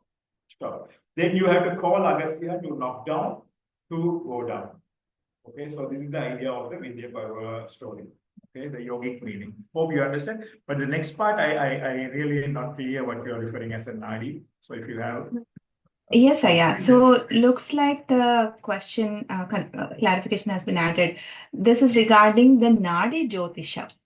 Nadi Jyotisha. Okay, right. So the Nadi Jyotisha, right? I want to I will share my opinion. Okay, so I don't want to say that is good or bad. It's a process of sort of an intuition you are connecting with the Rishi. Okay, so some people have a unique talent to connect to the higher souls like Agastya and all. They are reading the Nadi. Okay, Nadi. So I am not following the Nadi, but I have some experience. So one of the experiences, one person was skeptical about my book. Okay, my book, because I am referring, it was given by Agastya, right? Agastya. So this person went to one of the Nadi person who said Agastya Nadi, given Nadi and all, and asked whether this is truly you gave, right? Truly gave. So then from the Nadi it was confirmed, yes, the knowledge was given by me. And the Nadi Agastya asked to give a small Agastya statue to me. Right? So because to do as a prize or something. Then that person sent me the small Agastya statue. Right? So the Nadi, I would say, right, it is you are for a person who is not in the sadhana market, who is not developing the intuition properly, who is not connecting to the divine, or who don't have the guru, right? Guru needs some help from these knowledges, astrology, that so you need some guide. He may not be a fully elevated spiritual guru, but through the astrology and all these vidyas, he can help you for some of your problems. So other side, if you have the better way, you to develop and connect with your guru and the Guru Padaka and access the Rishi and get that intuition by yourself. Okay, not to ask others and all. That is sort of a sadhana. If you have a guru, okay, don't go behind the astrology, don't go behind any other nadi or something. So the focus on your sadhana, what guru gave, and develop the intuition. So after some time, the Devi and Guru will guide you from inside. Okay, so your intuition, when intuition become perfect, so you will start to understand the real meaning of the world, incidents, and everything. So that is my thing. So the Nadi, it is helpful to some people who are not really into this sadhana or who need some guidance and all.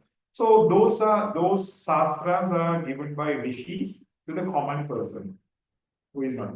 But if you are initiated into the guru and you have a great guru, right, the guru and lineage, so focus on your sadhana or advice given by the guru. So that's what my opinion. Okay, yeah.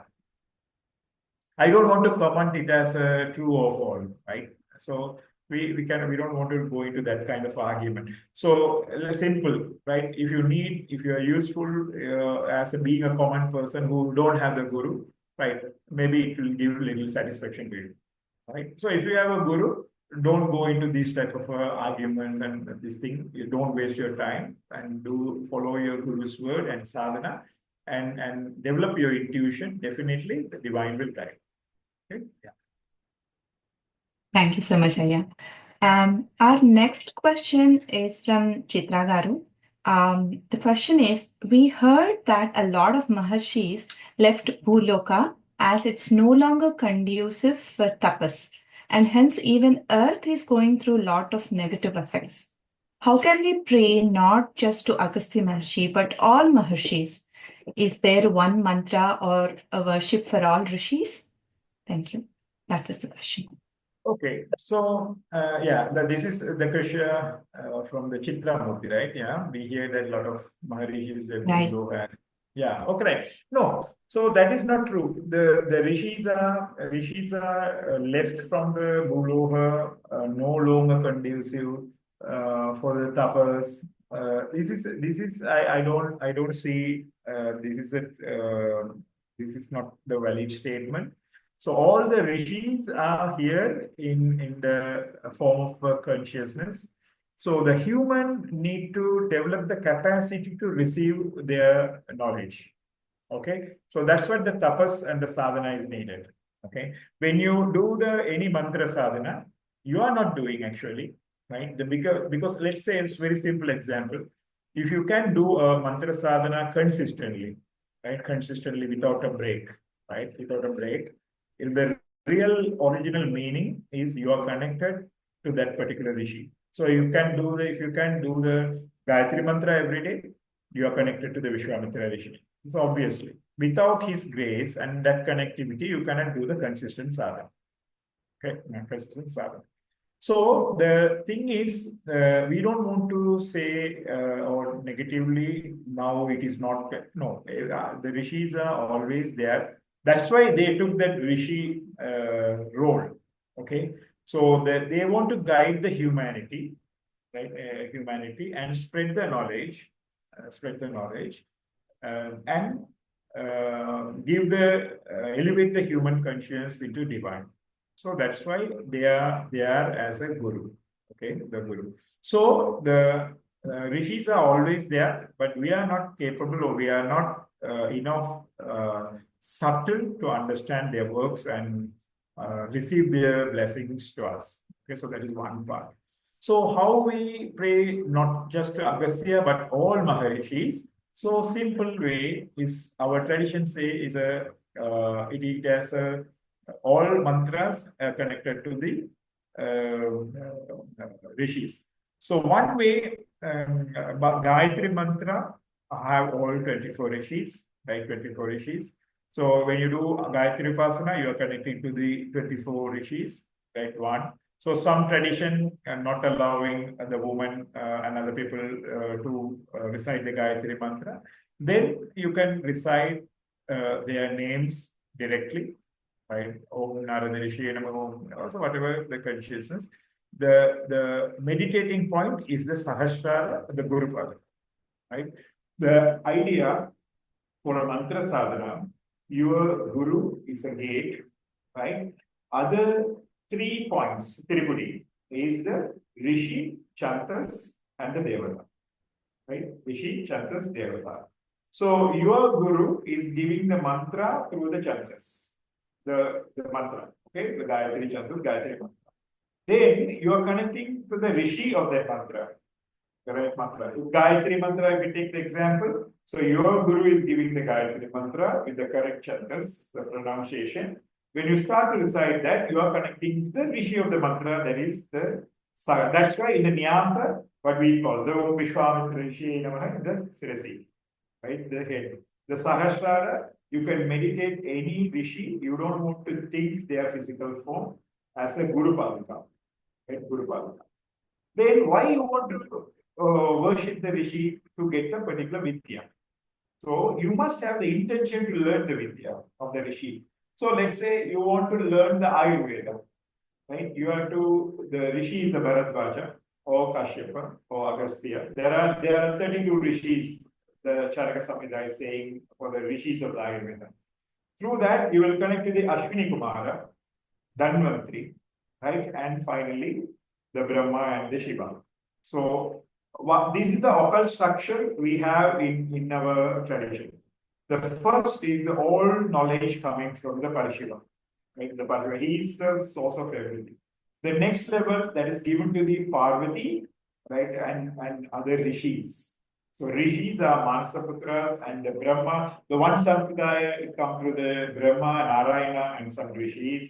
Another sampradaya is coming through the Parvati and some rishis. And some are directly received, the Agastya, Kashyapa, and 5 rishis received directly. So these rishis, if you want to worship, first ask the question, why you want to worship the rishis? So they are waiting to give the particular knowledge stream. So if you worship the Narada, Narada is a rishi for the Sadachara Tantra, right? The righteous conduct in our life. So Satsanga Kalpa Foundation, so that the person who introduced, he said exactly the Sadachara, the right way of living and everything. So Narada is a rishi of Sadachara and the Bhakti, right? The Bhakti. So if you want to learn that Bhakti Vidya, the Sadachara, so the rishi is Narada, right? Narada. So if you want to learn the Ayurveda, the Bharadwaja rishi is there. Right? If you want to learn all these Gayatri and all Gupta Vidyas and all, Vishwamitra is there, right? So you can, the one way when you get the mantra from the Guru, directly, actually, maybe the Guru will give with the Rishyadi Nyasa, then you can understand. Sometimes Guru may give only a short mantra, okay, so one mantra. But that mantra having the connection between the Chantas and the Rishi and the deity. Okay, so if you are doing any mantra sadhana, you are really connecting through that particular Rishi to Devata.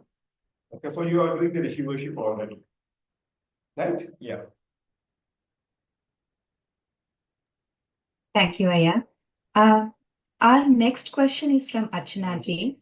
The question is, Namaste. Thank you for the wonderful knowledge session on Agastya Maharishi and Siddha medicine. Can you please share prominent universities or clinics related to Siddha medicine? So yeah, the Siddha, if you take the formal academic education, this is BSMS degree available in Tamil Nadu and the Sri Lanka. Okay, so these two, but I have a criticism on that. So it's not really the way the original traditional way of learning. But in Ayurveda, we have proper traditional way of learning with the Kashi, right? And all. But Siddha, I don't think there is a syllabus in Tamil Nadu. Government is providing the BSMS, and although Sri Lanka, 2 universities, Jaffna and the Eastern University, providing the BSMS degrees. So that is the formal academic qualification at the level. But I really don't know who is, so I'm really not aware about who is properly teaching or some formal institutions. Maybe there are, but you may search, but I'm not very much aware about that. Other aspects you can teach it as a degree program or something. But we learn something like a very traditional. It's not too very what do you call very slow, and we learn the scriptures and medicinal scriptures and all. Yeah, that I guide the people who are interested personally and to learn and understand. But I'm not very much clear where the academic institutions. Okay. Yeah, thank you, Aya.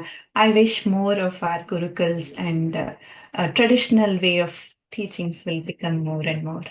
Yeah.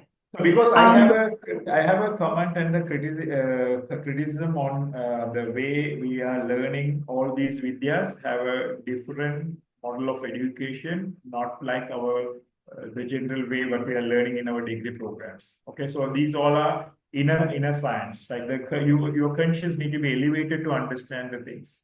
Okay, not the intellectual thirst. So you can understand a lot of herbs and things. But really, when you're applying the herbs, how the consciousness is related to that, right? Related to that part, you cannot learn from the books or learn from the universities or not by the intellectual process. It need to come through the sadhana way. So that's why very clearly why we need this Rishi tradition is to elevate our consciousness. You see, in our old Rishi Gurukula tradition, in the age of 5, the person will be sent to the Rishi or the Guru. So then Guru will observe the child and he will understand what is his Purva Samskara and the nature, right? Nature. According to his nature only, he teach the Vidya, not like a syllabus and putting the person into learn. Okay, if he is a warrior, he will train to be a warrior and Astra Vidyas and all. If he is a Sattva, then he will be trained into the Vedas, right, and all. So if he is a person having a knowledge in the Vaidya and all, he will be trained. So the Rishi or Guru have all the knowledge, all 18 stream of the knowledge. So the teaching will be given according to your quality, not the syllabus and all. So some of the vidyas really, if you don't have the inner qualities, you cannot learn, right? You cannot learn. Then you will struggle, right? Struggle. So then you are wasting your life, and wasting your life. So therefore, you must have the inner samskara to learn all these vidyas. Otherwise, through the diksha process, you have to get that samskara to learn that vidya properly.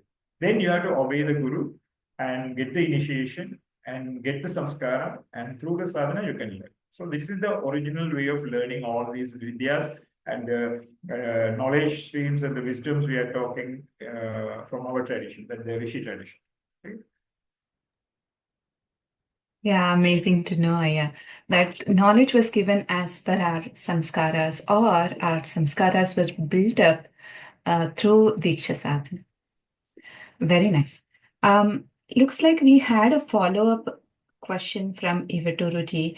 The question was about Shivaparati Kalyanam.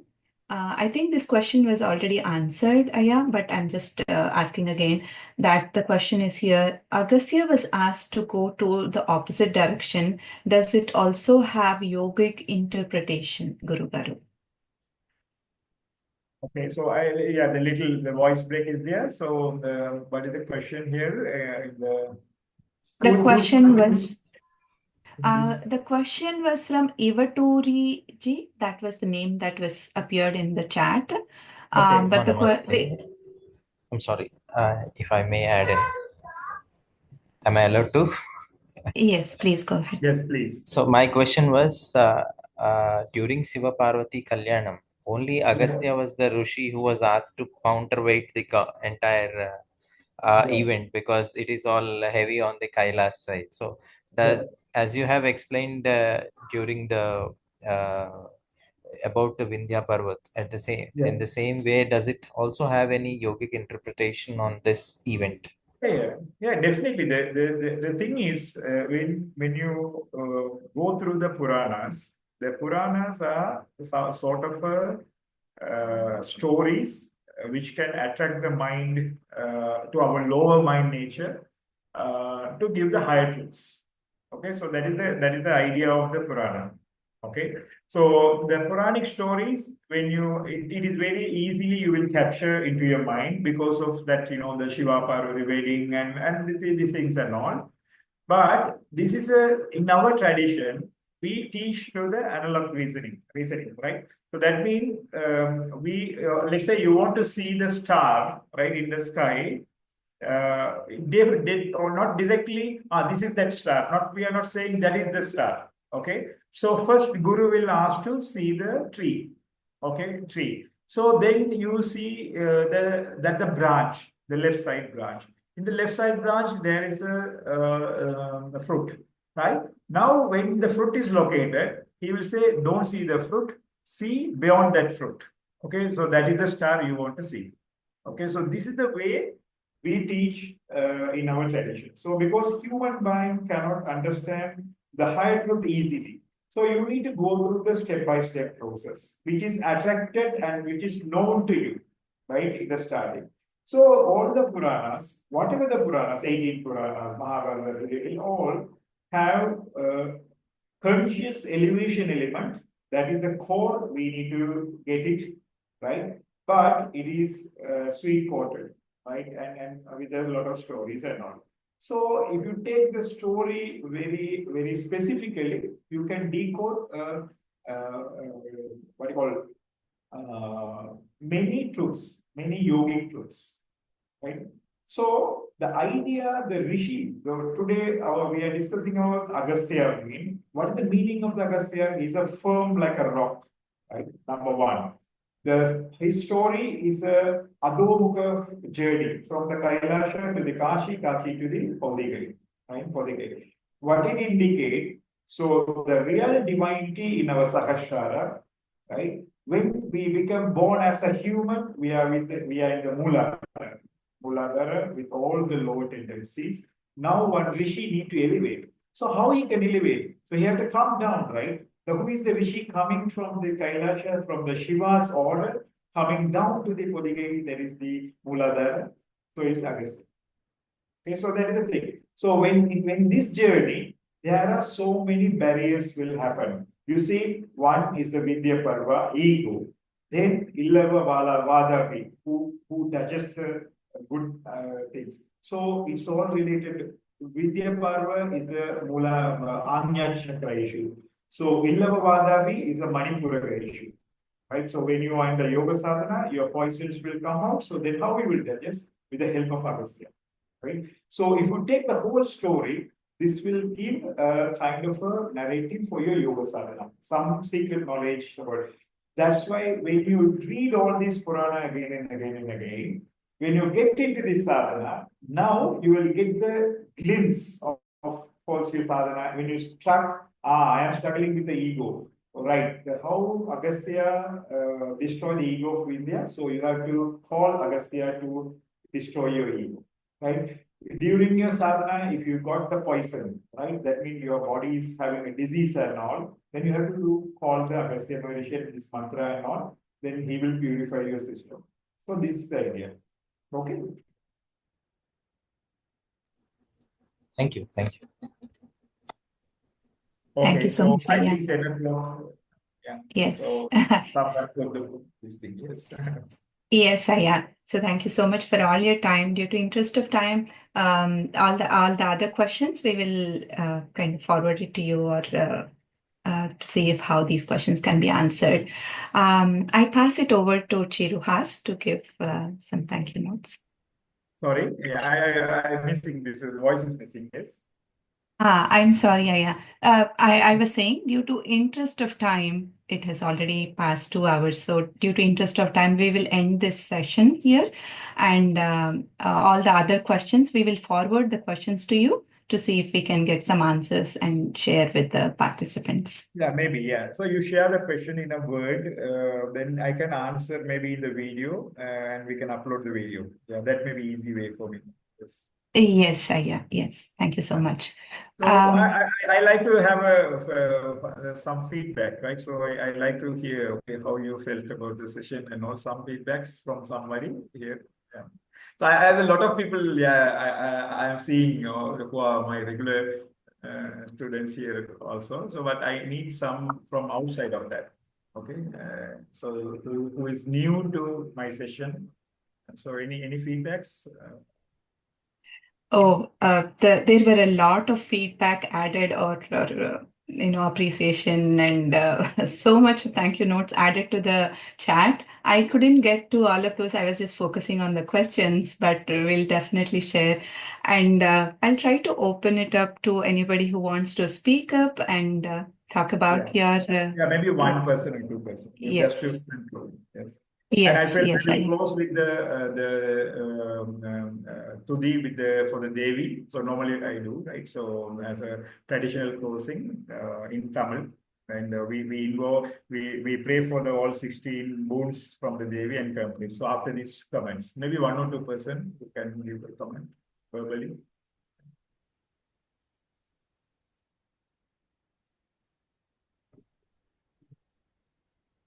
Anybody want to unmute themselves and speak about their experience? If I may add, I'm very much glad to have this session. This is the first time I have participated one of these sessions by Satsankalpa Foundation. And I'm very happy that all the questions are getting answered so peacefully and patiently. I don't know how much sadhana you have made for being so patient. So I love questions, right? So I can answer. Yeah. Okay, I'm thank you. very glad for that. Thank you. Sairam, this is Ken. I was just thinking, we had such a wonderful session. For whatever part I heard, I joined a little late, so apologies about that. But I was thinking, with such a wonderful session, we should have a closing prayer, and you already mentioned that. So thank you so much. Yeah. Yeah, so I will do it in Tamil, what I am doing regularly for the Devi, right? So it's the meaning is we seek all 16 boons from her, right? So that's the meaning. Yeah. Thank you. Thank you. I think it's all Guru's grace. Thank you so much. Yeah, please, if you have any question forwarded to the responsible peoples, then I can answer leisurely in the video. Let's see. So we pray to the Agastya and the Devi to guide us to the proper way. Yeah, there is a small thank you notes from us. Sorry? There is a thank you note that our team wants to tell out. Okay. After that, if you can do the closing prayers. Yes. Yes. Sure. Yeah, thank you, Aya, for the enlightening session today. It was really inspirational to hear about the Siddha tradition, Agastya Maharishi's contribution to the Vedas, and insights on the linguistics. And we also appreciate how you connected Agastya Maharishi's wisdom to many different concepts that benefit humanity. And one more thing is the depth in the presentation itself was really appreciated. And then for the audience, we encourage you to explore Dr. Sumanan's book, Sri Agastya Maharishi's Yogic Wisdom from Tamil Siddha lineage. The link will be sent in the Zoom chat. And for those interested in learning more about Satsankalpa and staying connected with the work, please visit our website, satsankalpa.org, and feel free to reach out at engage@satsankalpa.org. That will also be sent in the chat. Okay, we can proceed. Okay, so thank you very much. So yeah, there's a PDF version I shared with Chitrama. So anybody interested to learn this yogic wisdom of Agastya, so you can get that PDF or you can text me. Okay, so yeah, so let's close. அருளோடு செல்வம் ஞானம் ஆற்றலும் அன்பும் பண்பும் பொருள் நலம் பொறுமை ஈகும் பொருந்திடச் செய்வாயம்மா ஆயுளாரோக்கியம் வீரம் அசைந்திடா பக்தி என்பும் தேயுரா செல்வம் கீர்த்தி தேவியே அருள்வாயம்மா ஓம் சாந்தி சாந்தி சாந்தி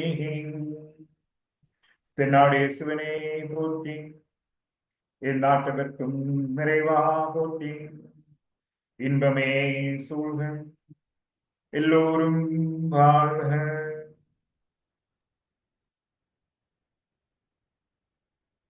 okay. Yeah, thank you so much, மிக்க நன்றி. It was such a wonderful session. Thank you so much. Thank you. மிக்க நன்றி. Thank you. Thank you. Thank you. Thank you so much. Thank you so much, Aya. Thank you so much. Thank you so much.